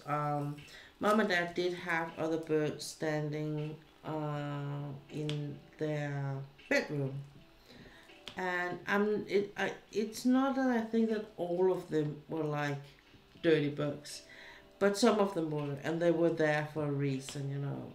So small, curious minds shouldn't go and look in them. What she of course did.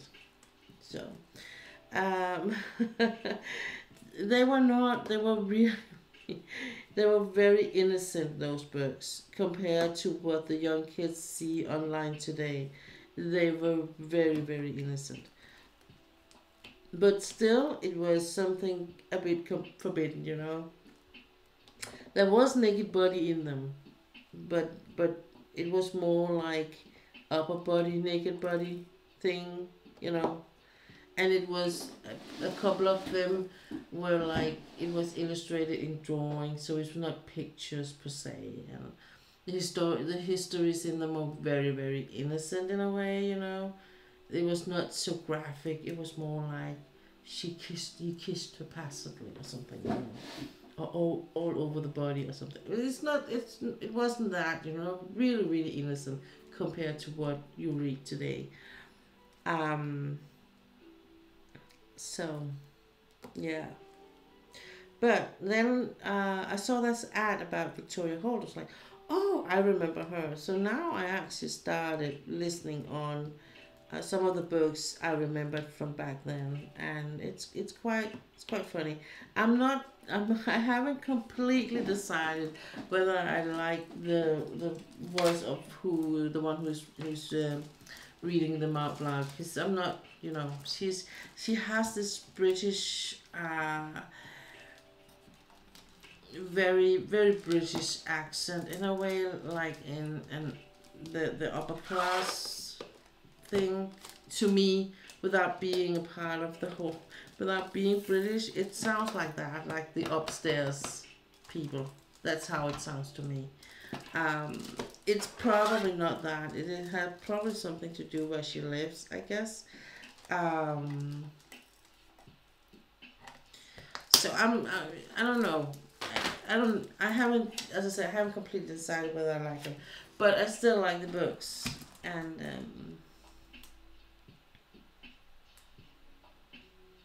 it's one of the few authors that is kind of writing, you know, about love and passion and the mysterious count on the big castle thing.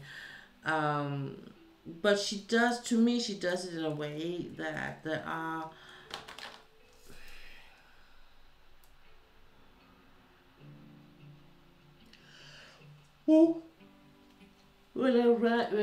the first time I read them, it's like I'm not sure of the outcome. I'm not. Of course, I am in a way, because none of them, none of the ones I read anyway, are like having a bad outcome at the end. But bad things do happen in those books, um, and then they get better as you get along, and some of them goes big back and forth in time, but it's not like some of those author writing in that genre can be very predictable and be like too much romantic to me, to my liking.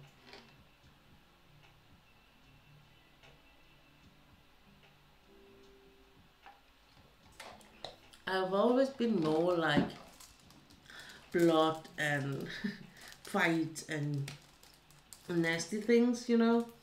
Um, I remember my sister who lives in Manchester. She was like engulfing Barbara Cartland books. She had a enormous basket with that. I don't think she has it anymore, but when she lived in Denmark, close to me, she did, and it was the only book you could ever see her with Barbara Cartland. And we talked about it, and she was like, "But Pia, they are." I'm like, "Okay, never mind. That is a thing we're not gonna agree upon."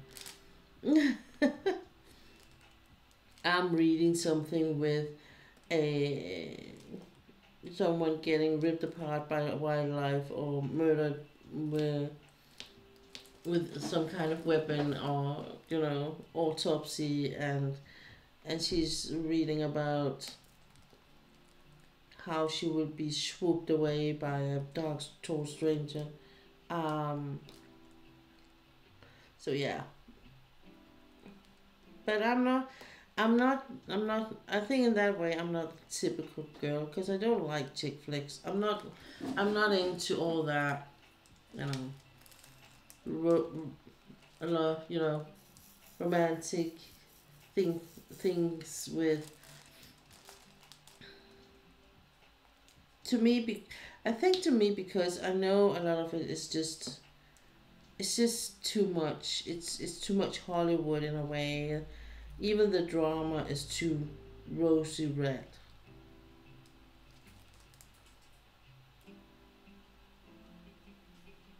It's a given thing right from the get go, in a not good way, in my opinion.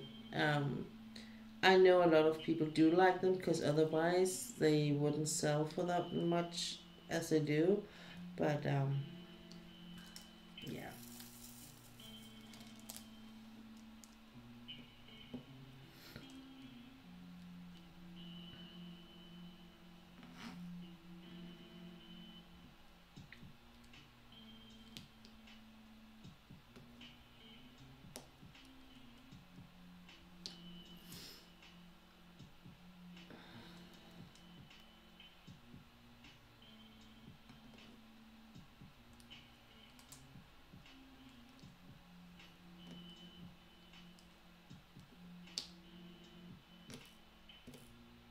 So my husband is starting a new job tomorrow.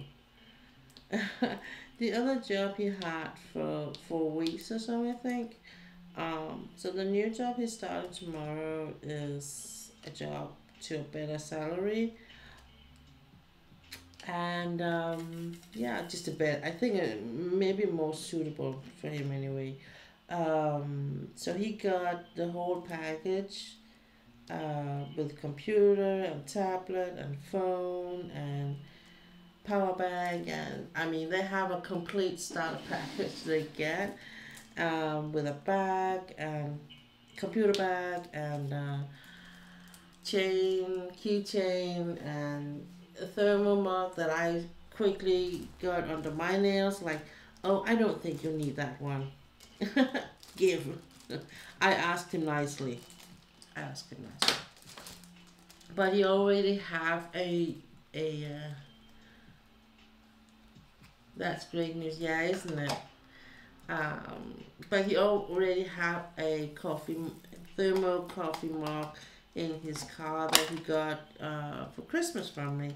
One that I bought at my good friend Bettina, who makes these beautiful pictures that I color. So it's a big, really big one, and it fits just right into his cup holder in the car. So yeah. Um, so now I think he's gonna stay there for a while, and I think, to be honest, he's only gonna move if he gets offered a management job in a at a company he really would love to work on and for, and we will see. But probably something he will be offered, I would imagine, either at the end of this year or beginning of next year. So, and that would be like the ultimate job for him. Both like when it comes to what to do and what to earn, and so I think that's gonna be Either that or what other job he's just starting tomorrow. That might also turn out to be just the thing. So I think in a way, even though it's been really uh, draining and still is to some extent, when it comes to his career and what he wants to do for a living, I actually think he's now closer to it than he ever were. And, you know,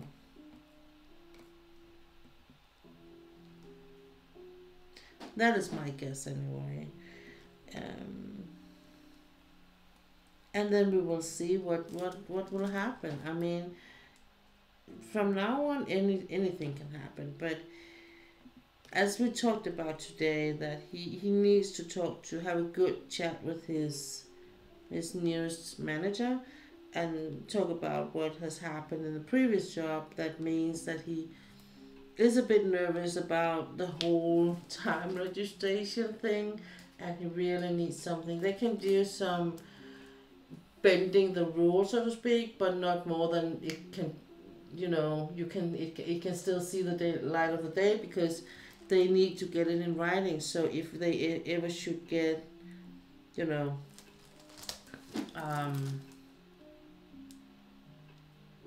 if he ever should be in the same situation, he will actually have something in writing that says how he what is expected of him. So, because the thing is, because all of what has of the previous job, all what has what was told to him nothing has been in writing. Everything has been like just something they talked about, and then he said yes to the task, and every time he was asking for something in writing, they never came around to it, and that is unfortunate. I mean,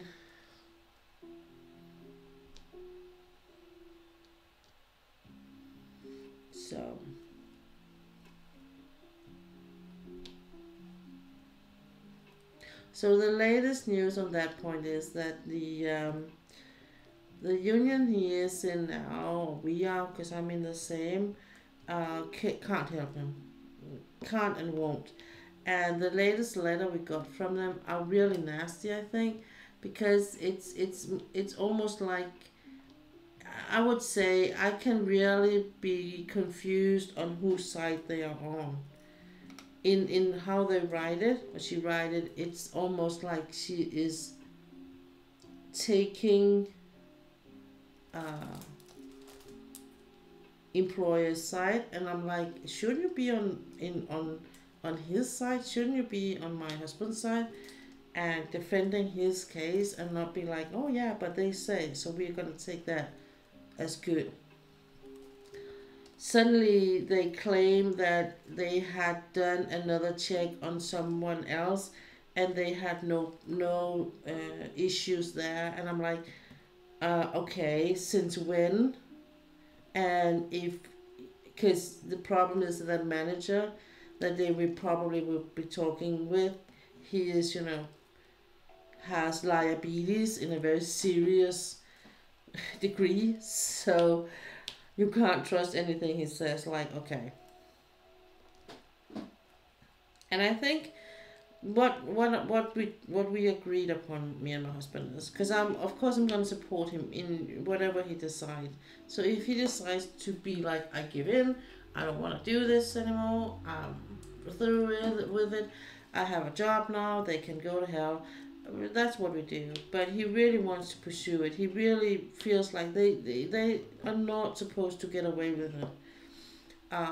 So what we talked about is he could go to his former colleague, who is in one of the big unions for electricians in Denmark, and talk to him, tell him what the outcome has been, and ask if he would talk to the big union and tell about the case, and what, because they can actually, one of them can be in the exact same situation as he has been, because now the company has got a carte blanche to fire and expelled people from the workplace within minutes with that reason.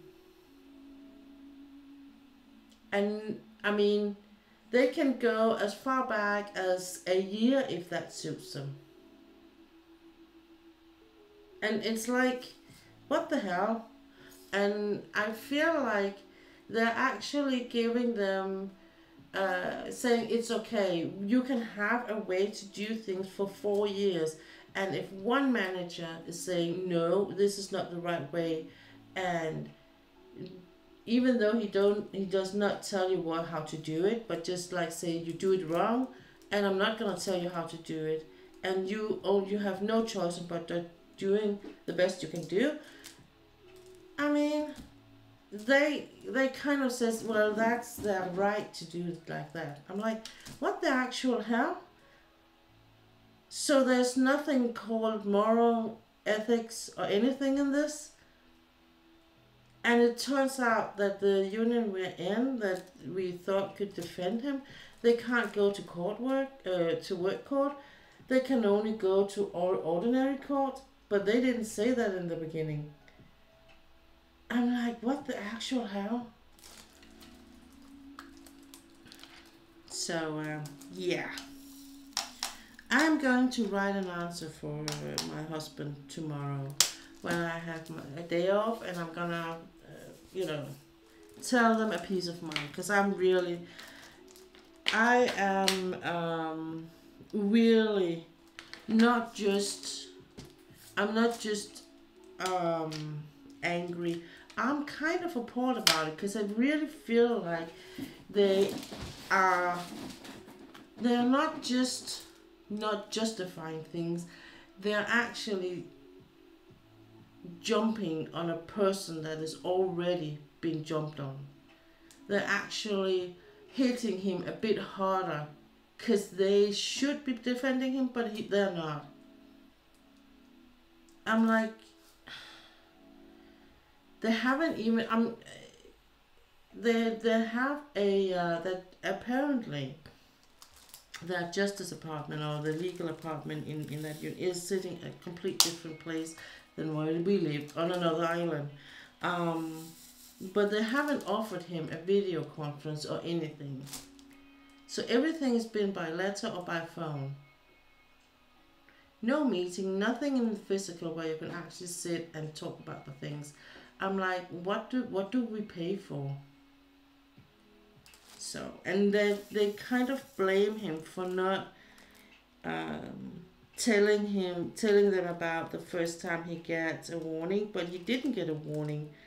He got a soft warning or something, and that was only after the fact. So they did make a gentleman deal that he would not write all the hours. He would write 2.5 hours less next month, and then it would be then. That would be it. And then after the meeting, he gets a mail about that he got a warning.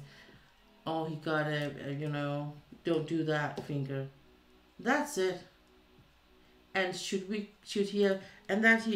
union says you should have come to us with that. But how was he supposed to know? None of the union people were invited to that meeting. He didn't even know that was what's going to be the outcome of that meeting. I mean,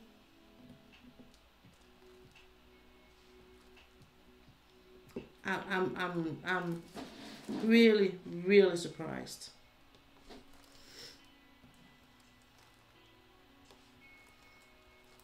So I'm gonna write a letter tomorrow with all my finest words, without swearing of them, but just telling them I think they are no assholes. That's it. That's it.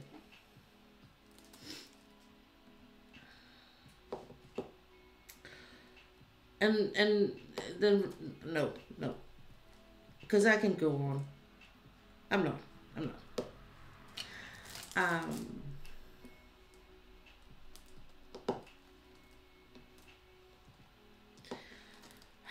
Breathe.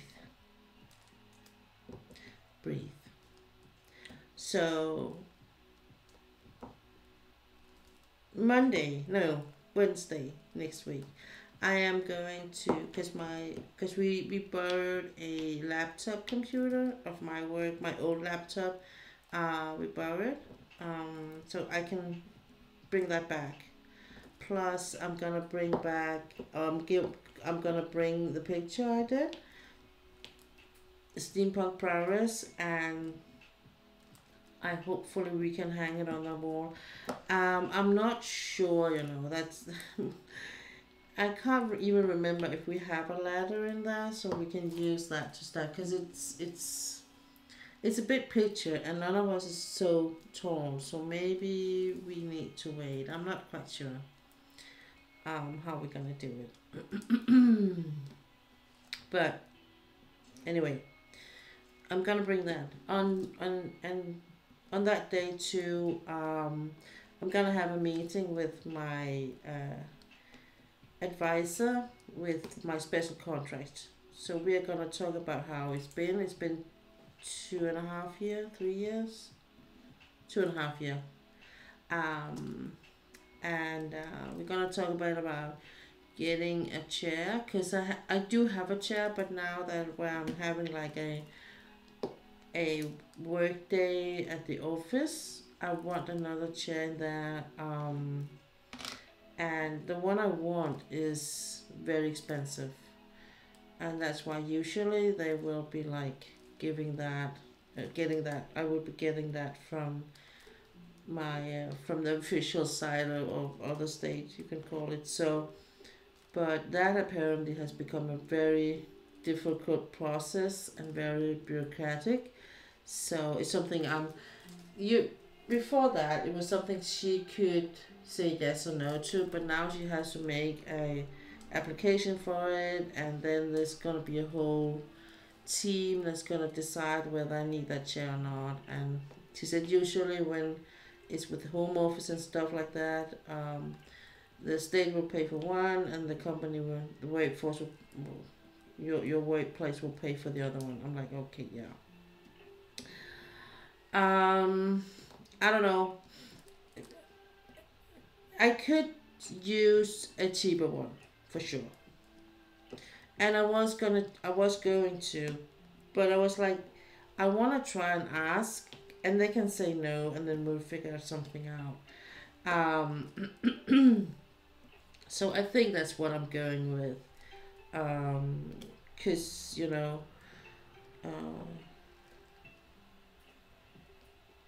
for one, my employer hasn't paid for the desk I'm sitting with, and the only thing he's actually paid for now is the monitors and the computer.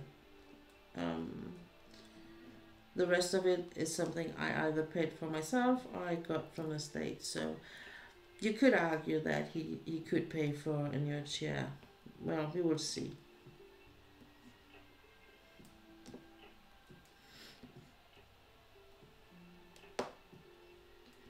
And if so, I'm gonna take the chair I get from the state and I put that at home, and then I take the one I have at home, I'm gonna put that in the office. Because the other thing is, I'm really not keen on putting that expensive chair in a place where everyone can, move around with it. So I want something is easily readjustable, and I know the old chair very well, so I really prefer that to be at the office where I can potentially risk that someone else will adjust my chair.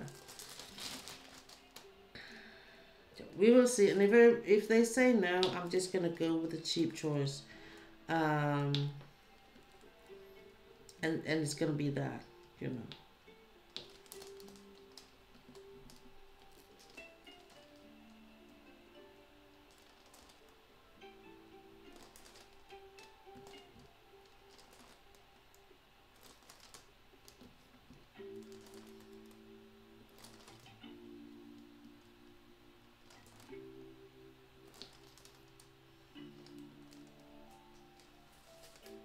Hey, Killer Panda, how are you today? Thanks for stopping by. I am doing good. I'm doing good. I am working on my Siblings by Anne Stokes. It is this one. Oh, hang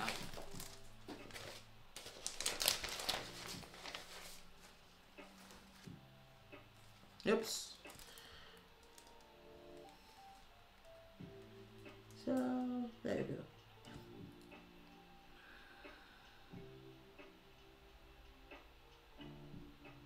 So, did you have a good weekend so far? A good week? Been doing something exciting, or you just been chilling out? So, yeah. So it's going to be, I think it's going to be a bit of a busy week again. But it is what it is. I mean, I am slowly beginning to get used to me having a Monday off too, because I've been having the Friday off, but just because I am collecting or centering the hours a bit more.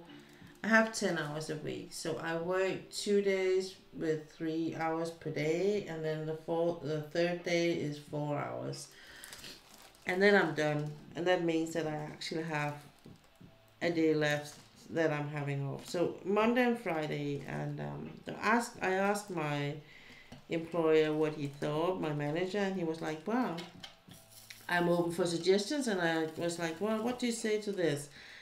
He said, "No problem. Let's go with it and see how it works." So, my thoughts of it is that so far I think it's gonna work really good, because it's like if I'm only working 2 hours, my how it feels like is I'm just getting to answer the email, my mailbox, and then maybe do a couple of things, and then the day is over. So it's like 3 hours is almost the minimum of how less I can work.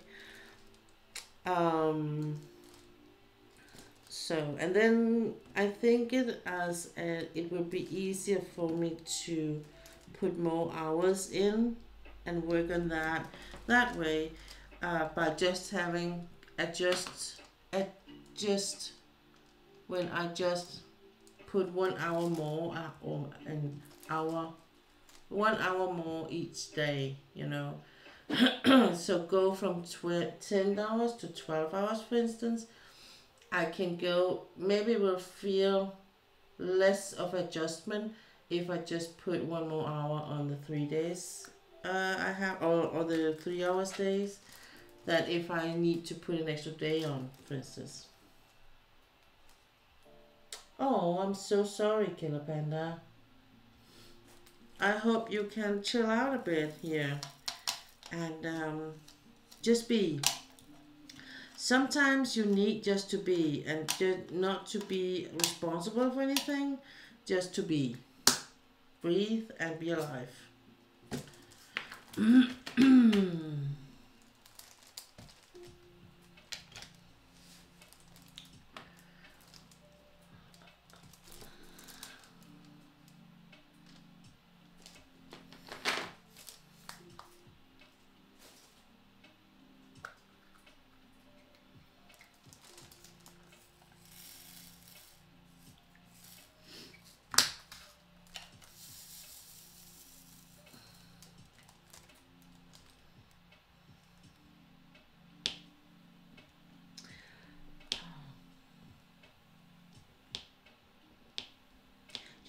When you read something like a headline or something, and you think, and that's what your first comment on your brain is like, what did I actually read?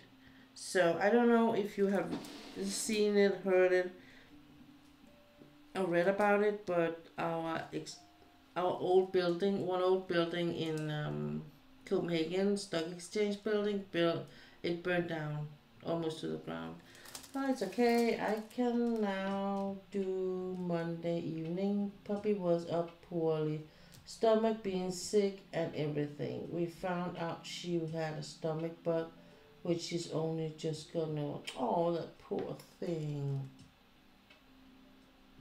That is not funny. Oh, I hate it when the dogs are sick. And mine is just coming around, so.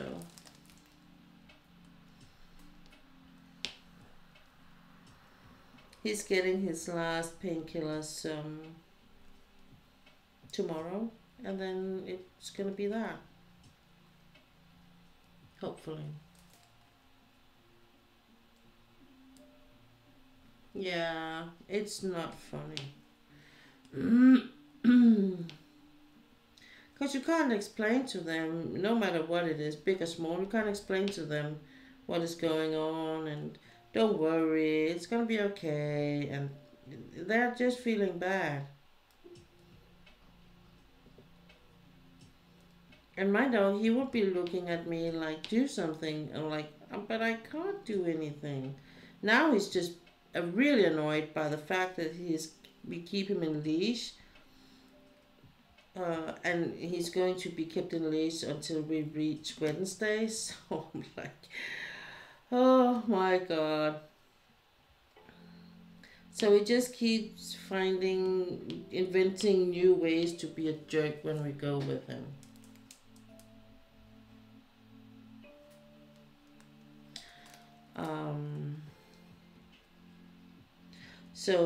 But our historic buildings that were over 400 years old burned down last week, and it was really, it is a big tragedy. And I read a headline this week said, man dropped scissor into the ruins of the stock exchange. I was like, why is that a headline? And I was pondering a bit about it. It's like, why is that a headline? And then it dawned on me, it might be something, a special scissor, since it could be like a headline on news. It is a special scissor. It is a scissor you use for demolition and things like that. So it means that it weighs around 2,000 kilos, 2 tons. That made much more sense to me. That made headline that he dropped that into the ruins, because that was not the idea, I think.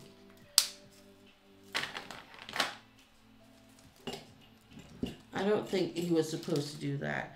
And my husband, he had been reading the whole article, so he was like, yeah, it actually said that it seems like all the thing that are attached to the scissor came apart and fluid came out. So it was probably a malfunction, a human malfunction, and not something that was supposed to be happening.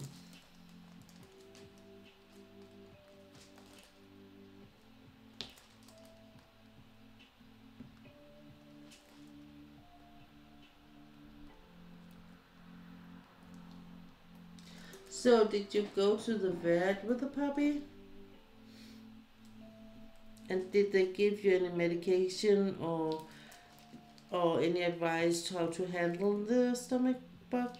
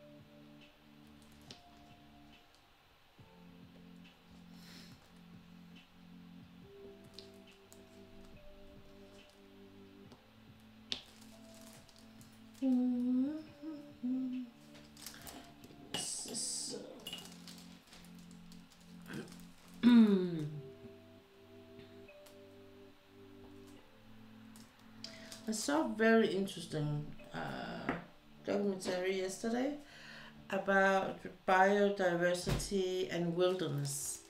Um, it is a photographer, I think he was, that was kind of asking what is wilderness, and made a documentary about that. And actually, there was a Danish scientist. He interviewed her too about she had made a an environment. We did go to the vet. He wasn't too concerned, but he gave her a anti-sickness to stop her being sick, and painkillers and medication to help thicken up her poo. Oh, well, that's a good thing. That's a good thing.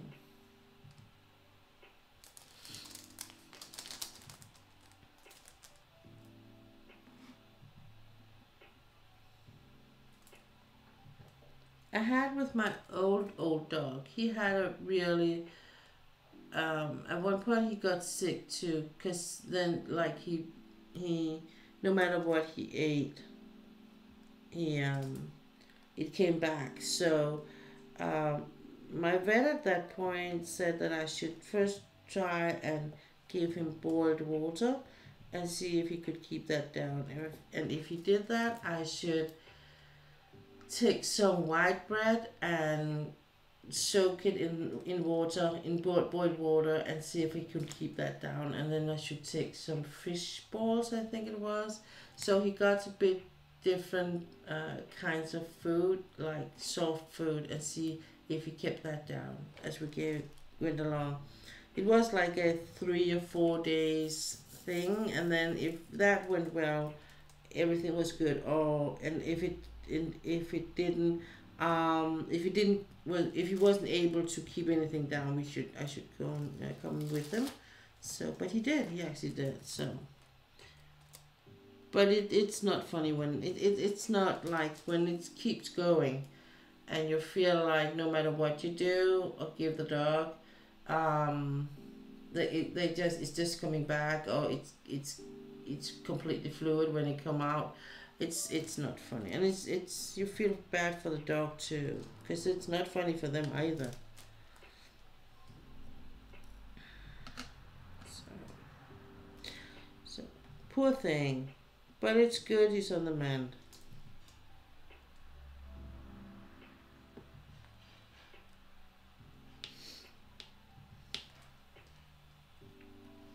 But this documentary about the wilderness.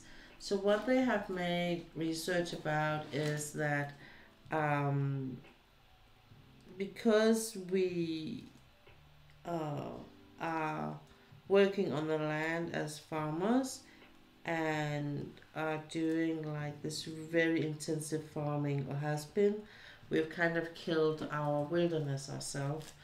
So what she found out was that if we put out horses and cattle and let them roam around in the free, they will actually, because they eat of the grass different ways, they will actually help the biodiversity and help it come back. Kok vand med en teske sukker, 2 teske salt, hvor vi bare nogle har dårlig mave. Oh, so boiled water with a teaspoon sugar, 2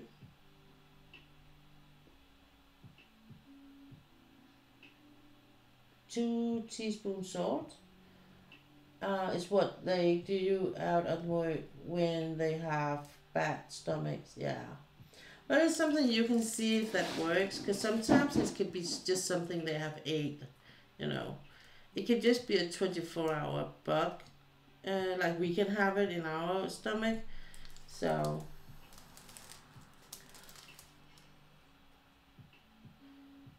this pup has odd stomach, so we have tried her on several different foods before we found one that she can eat without having diarrhea. Oh, well, I've seen that before, I would say, or heard about it. Our dog can't have wheat, that makes him have bad stomach. So, and that was something our vet told us, because I was like, I can't get it. Why can't he? And it was something that actually changed when went from puppy food, the small puppy food, they get when they are 8 to 12 weeks or so. Um, so he was having this teenage pup. So we actually got adult food without wheat. Um, and he responded very well on that. My old German Shepherd, she was allergic to almost anything she could eat, so I couldn't buy almost nothing in treats or anything for her. I gave her carrots, and then she got Royal Canon's hyperallergen. Um, that was it. I couldn't give her anything besides that. So, unfortunately.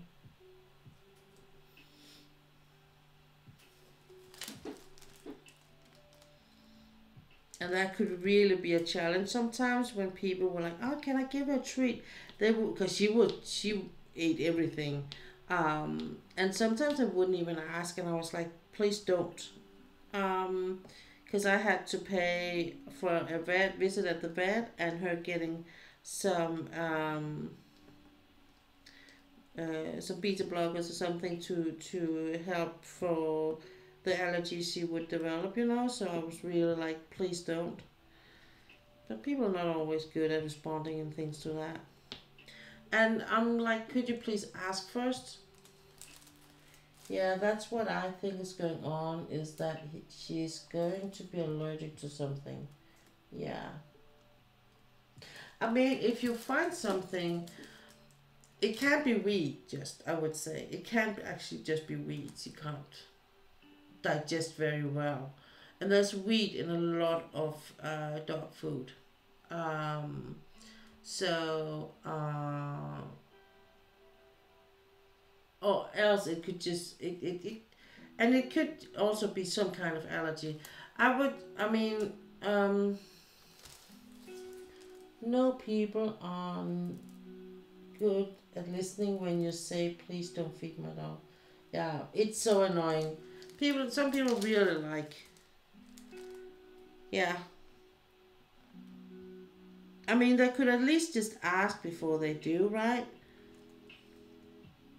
I always ask, even though the dog is like jumping up and down because it can smell the treats. I'll be like, can I give her one? Or can, because then it, I would, for instance, have like something like turkey. I would dry in the oven and use as training treats. That she would respond okay on if she didn't get too much. So I would use that as treats, so they could get some of those at least if they were asking, if they wanted to. Because I didn't mind people giving me treats as long as they gave the ones I had. So, but people are really busy. My husband talked about, he read in an article about a woman who had a service dog. This was something happening in Denmark where she got kicked out of a shop, a physical shop.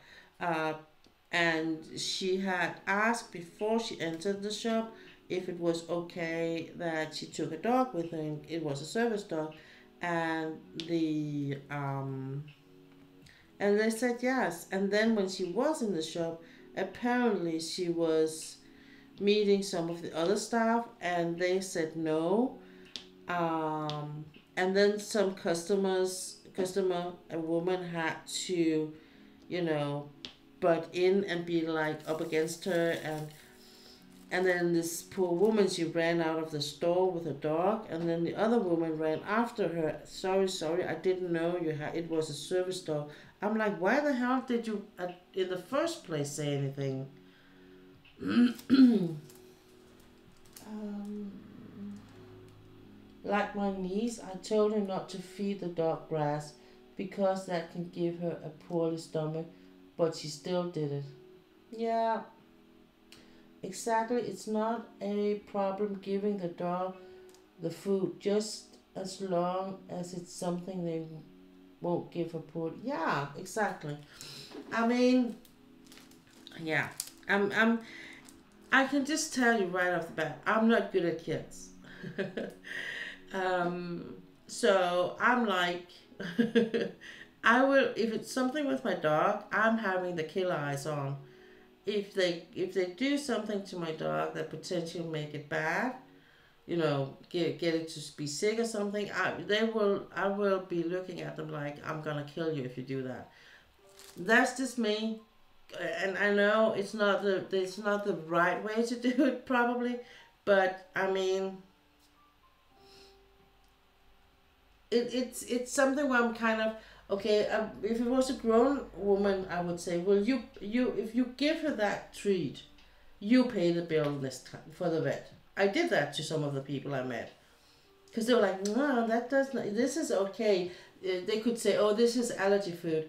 I don't care if it's allergy food.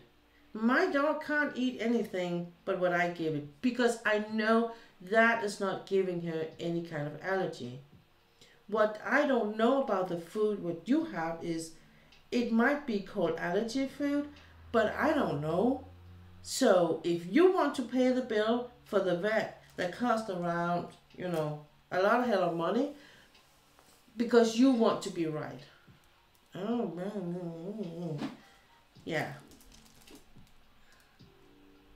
Yeah, they are expensive. And you will be the reason why my dog needs a shot. That is actually just because you want to be right and be the one to. I mean, where is the reason in that? Where is the logical in that? Just because you want to be right, just because you want to do whatever you want to. Get a life. I was like, don't do that. No, but it's like I had I had a boyfriend at one point, and it was actually the first dog I took care of or took in after I moved out from my away from my parents. Um, so the boyfriend I had at that time, he had a sister which had two kids. They got a dog. They couldn't. I don't know what they had in mind. They asked me, and I said I really would love to go with you to pick a dog, a puppy. So you're not gonna get anything. So it's something you get that will match your life and your lifestyle, because all puppies are adorable. Yeah, yeah, yeah, yeah. And then I went out and got a puppy, and of course I couldn't manage the puppy because it was really active, and I don't know what she had thought because she actually didn't have time to raise a puppy. So, long story short, I said yes to that puppy. When it got, I think it was almost 2 years or something. I was like, and my boyfriend at that point was like, he was not a dog person, but I was like, it's really not nice to the dog the way they treat it. Can't we do something? And he could see in me that okay. So we ended up getting that dog. But what has happened in that life, the expand they have been with the puppy life and the kids were that the kids never understood that a puppy is a puppy, and puppy bites. And so especially the girl screamed a lot. And what he remembered as an adult dog was that kids are equal to screaming human beings, which will, as soon as I get near them, will scream. And I don't like that. I want to get away from that. He was not he was a mixed breed. But as a dog, he was a one-person dog, so he was really like, he got really attached to one person. I told that girl more times than you can count, don't hold the dog around the neck. Don't hold tight. If you want to pet the dog, put the hand on the back with flat hand and stroke it nicely, but don't hold it. because she scares the shit out of him. And yeah, she still did. And I was like, and the dog was like, he stood really froze. And she should just be happy that dog didn't bite her. But again, they were never alone. But, so I do know what you're talking about. Yeah, this pup, I have my boyfriend's sister's. But she gave her to us. She's only 8 months old. So it's been hard, and at first my boyfriend wasn't happy about it, but now he loves her. Yeah, they get around, those boyfriends. They get around. Is it a big or a small dog?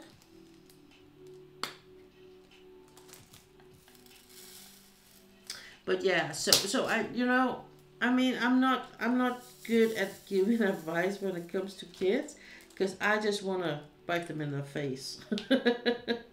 To use one of Miss Coffee's way to say things. But I'm very protective of my dogs, and I'm not very adult when it comes to that. I'm not good at saying it in a good way to kids. I'm like just saying it straight out. Don't do that. Don't hold the dog. It's gonna bite you someday. And I did say to them, it's gonna bite you someday. He never did, but he was terrified, the poor dog. And I was like, how, when I say to, and actually the parents heard it when I said it, and they didn't do anything. And I could if I don't hit your kid, I'm gonna hit you in a minute. She's an XL bully breed, so she's actually banned in my country. Oh.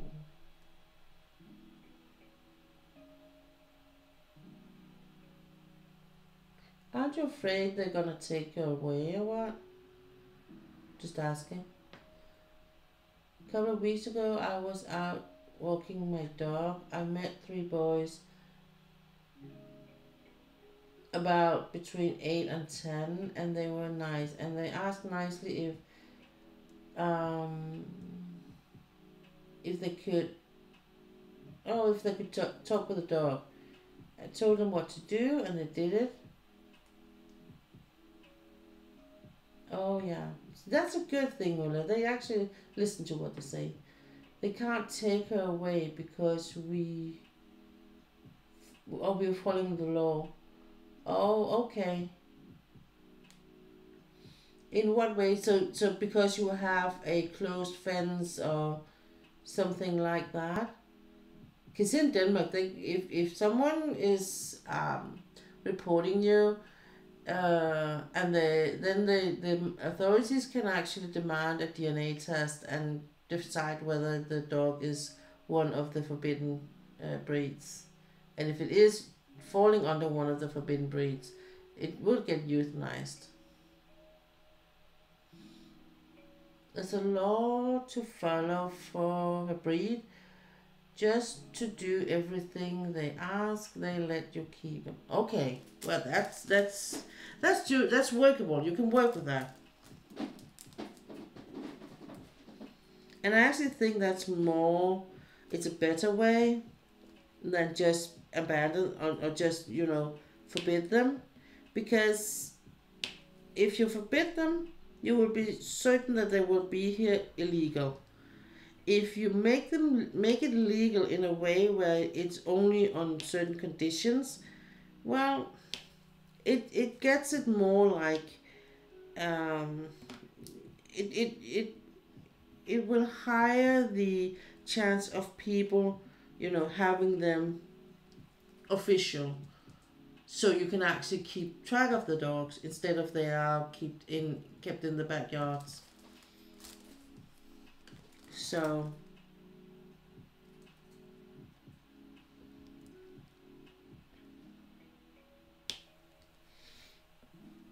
because I would have loved to have a pit bull.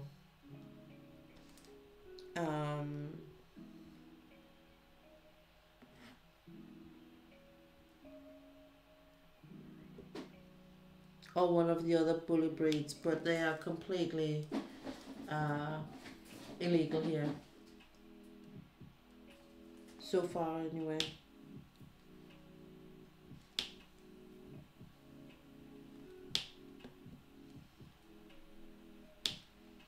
And it's kind of strange because it's like they are not more dangerous like than the Rottweiler, for instance. Um, the Rottweiler, if that is not socialized carefully and raised carefully and good, it's dangerous. It's a big dog, um, and that's legal. It's a completely legal dog to have. So there's things where you kind of where I kind of think is like, where does this make sense?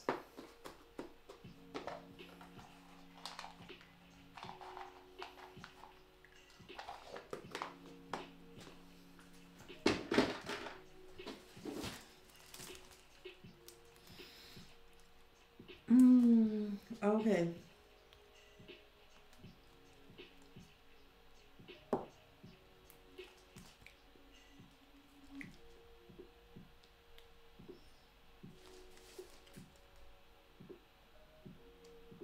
Yeah. I mean, it's of course the dogs that are born with a bad head, with a tumor in the head or missing a link or something, but they're so rare.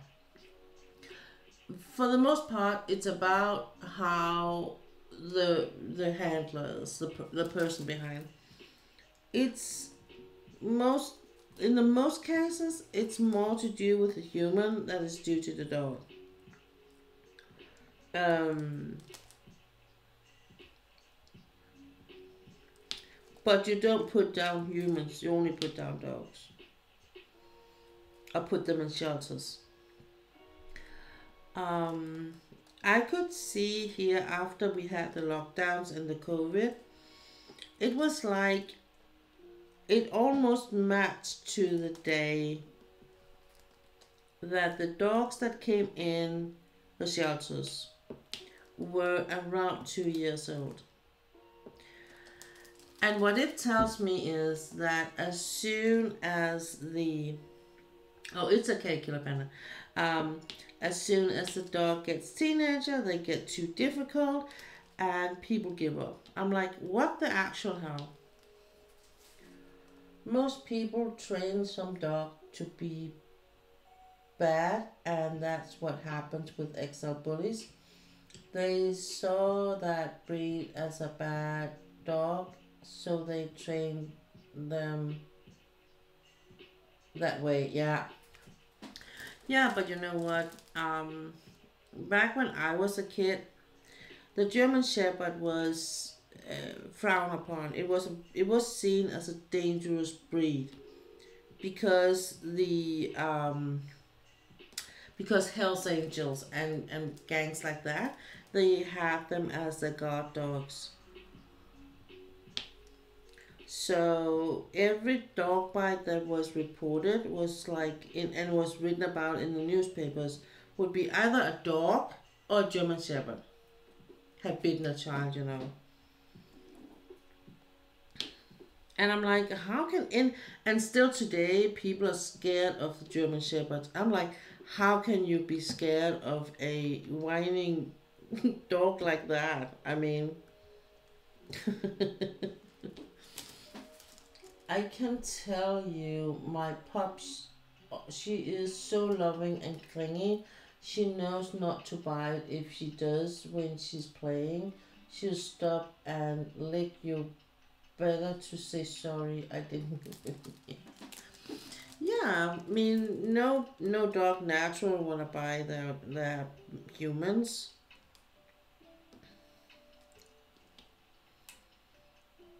Um, but I just I'm gonna I have to stop the stream in a minute. But a small story here at the end of the stream. I'm gonna tell you that I was raised with German Shepherds. So for me, German Shepherds has a very, very special place in my heart.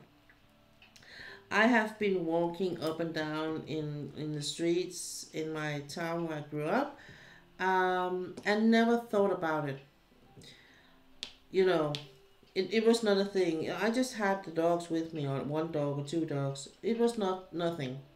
Then I got my own dog, the mixed breed dog, and suddenly I realized and saw that people were actually almost walking down me and the dog because they weren't afraid of him, but they were afraid of the German Shepherds, and therefore they would step aside. But they didn't step aside when I was, walking with my non-dangerous dog.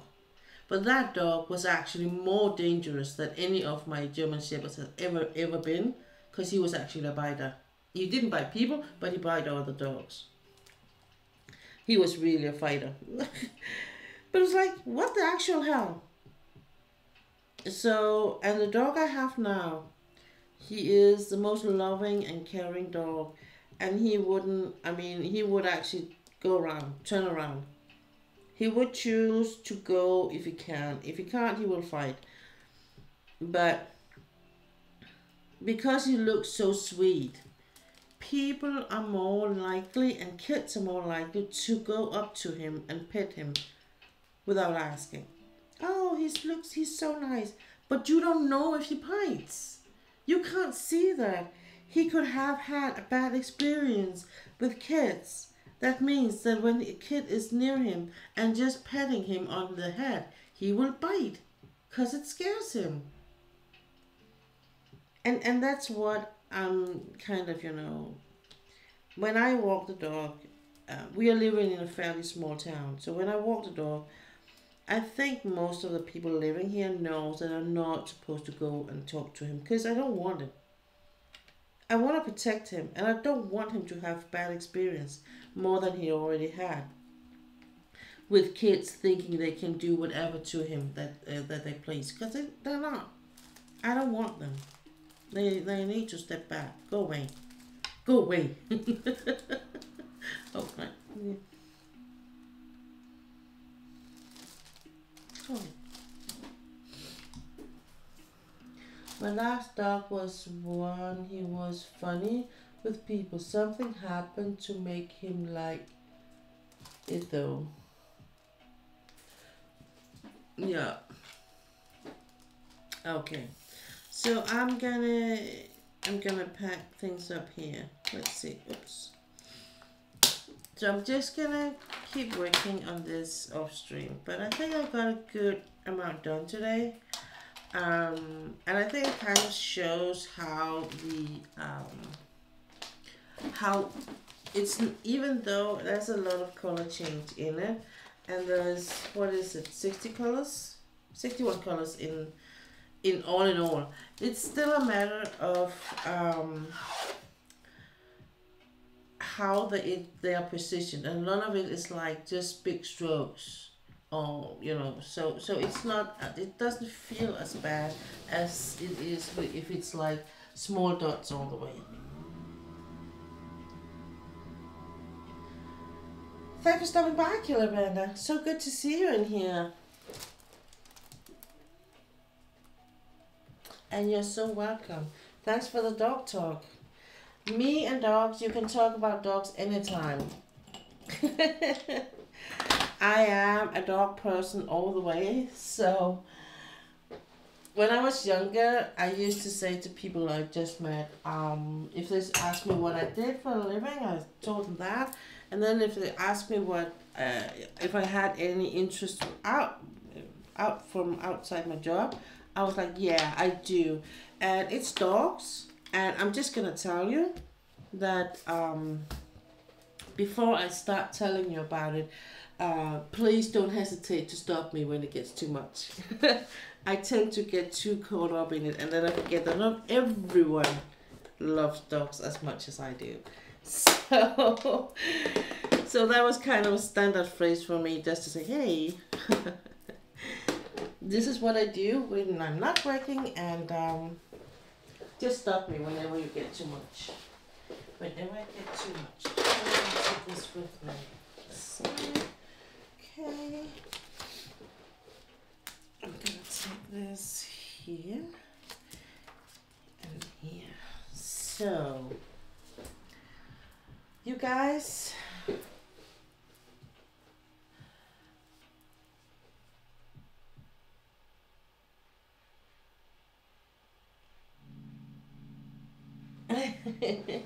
Ula says Pia knows a lot about dogs and she's very nice to talk with, and if it wasn't because she was doing her cooking, her dinner, she would have been more into dog talk, because Ulla is actually part of her work is taking care of dogs, so she's a big dog person too.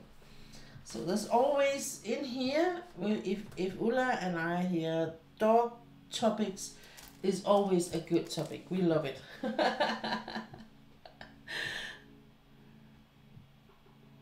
Yeah, it's been lovely seeing you in here, Killer Panda. So I am hopefully back Thursday if everything goes well during the week. I'm not gonna promise too much just because I know how things can change in blink of an eye in my life at the moment. So just to keep it real. But keep an eye out on my Instagram. I will be updating in there, and I will be updating my stream info on my Twitch account. So, but other than that, thanks for stopping by. Thanks for all of you being part of my stream. It is so nice seeing you in here. I love it. It's just good having a small community that comes back again and again. That makes me very happy, and that kind of also makes me like, reassuring that what I do is good enough, I think is the best way to describe it, because sometimes I can get a feeling down whether what I do is okay, but when people are coming back to be here and keep me company, that makes me want to think it's okay. So take care of yourself, and remember that your life is your life, and no matter what other people say, you are the most important thing in your life. Take care of that and stay safe, and I hopefully see you on Thursday. Bye.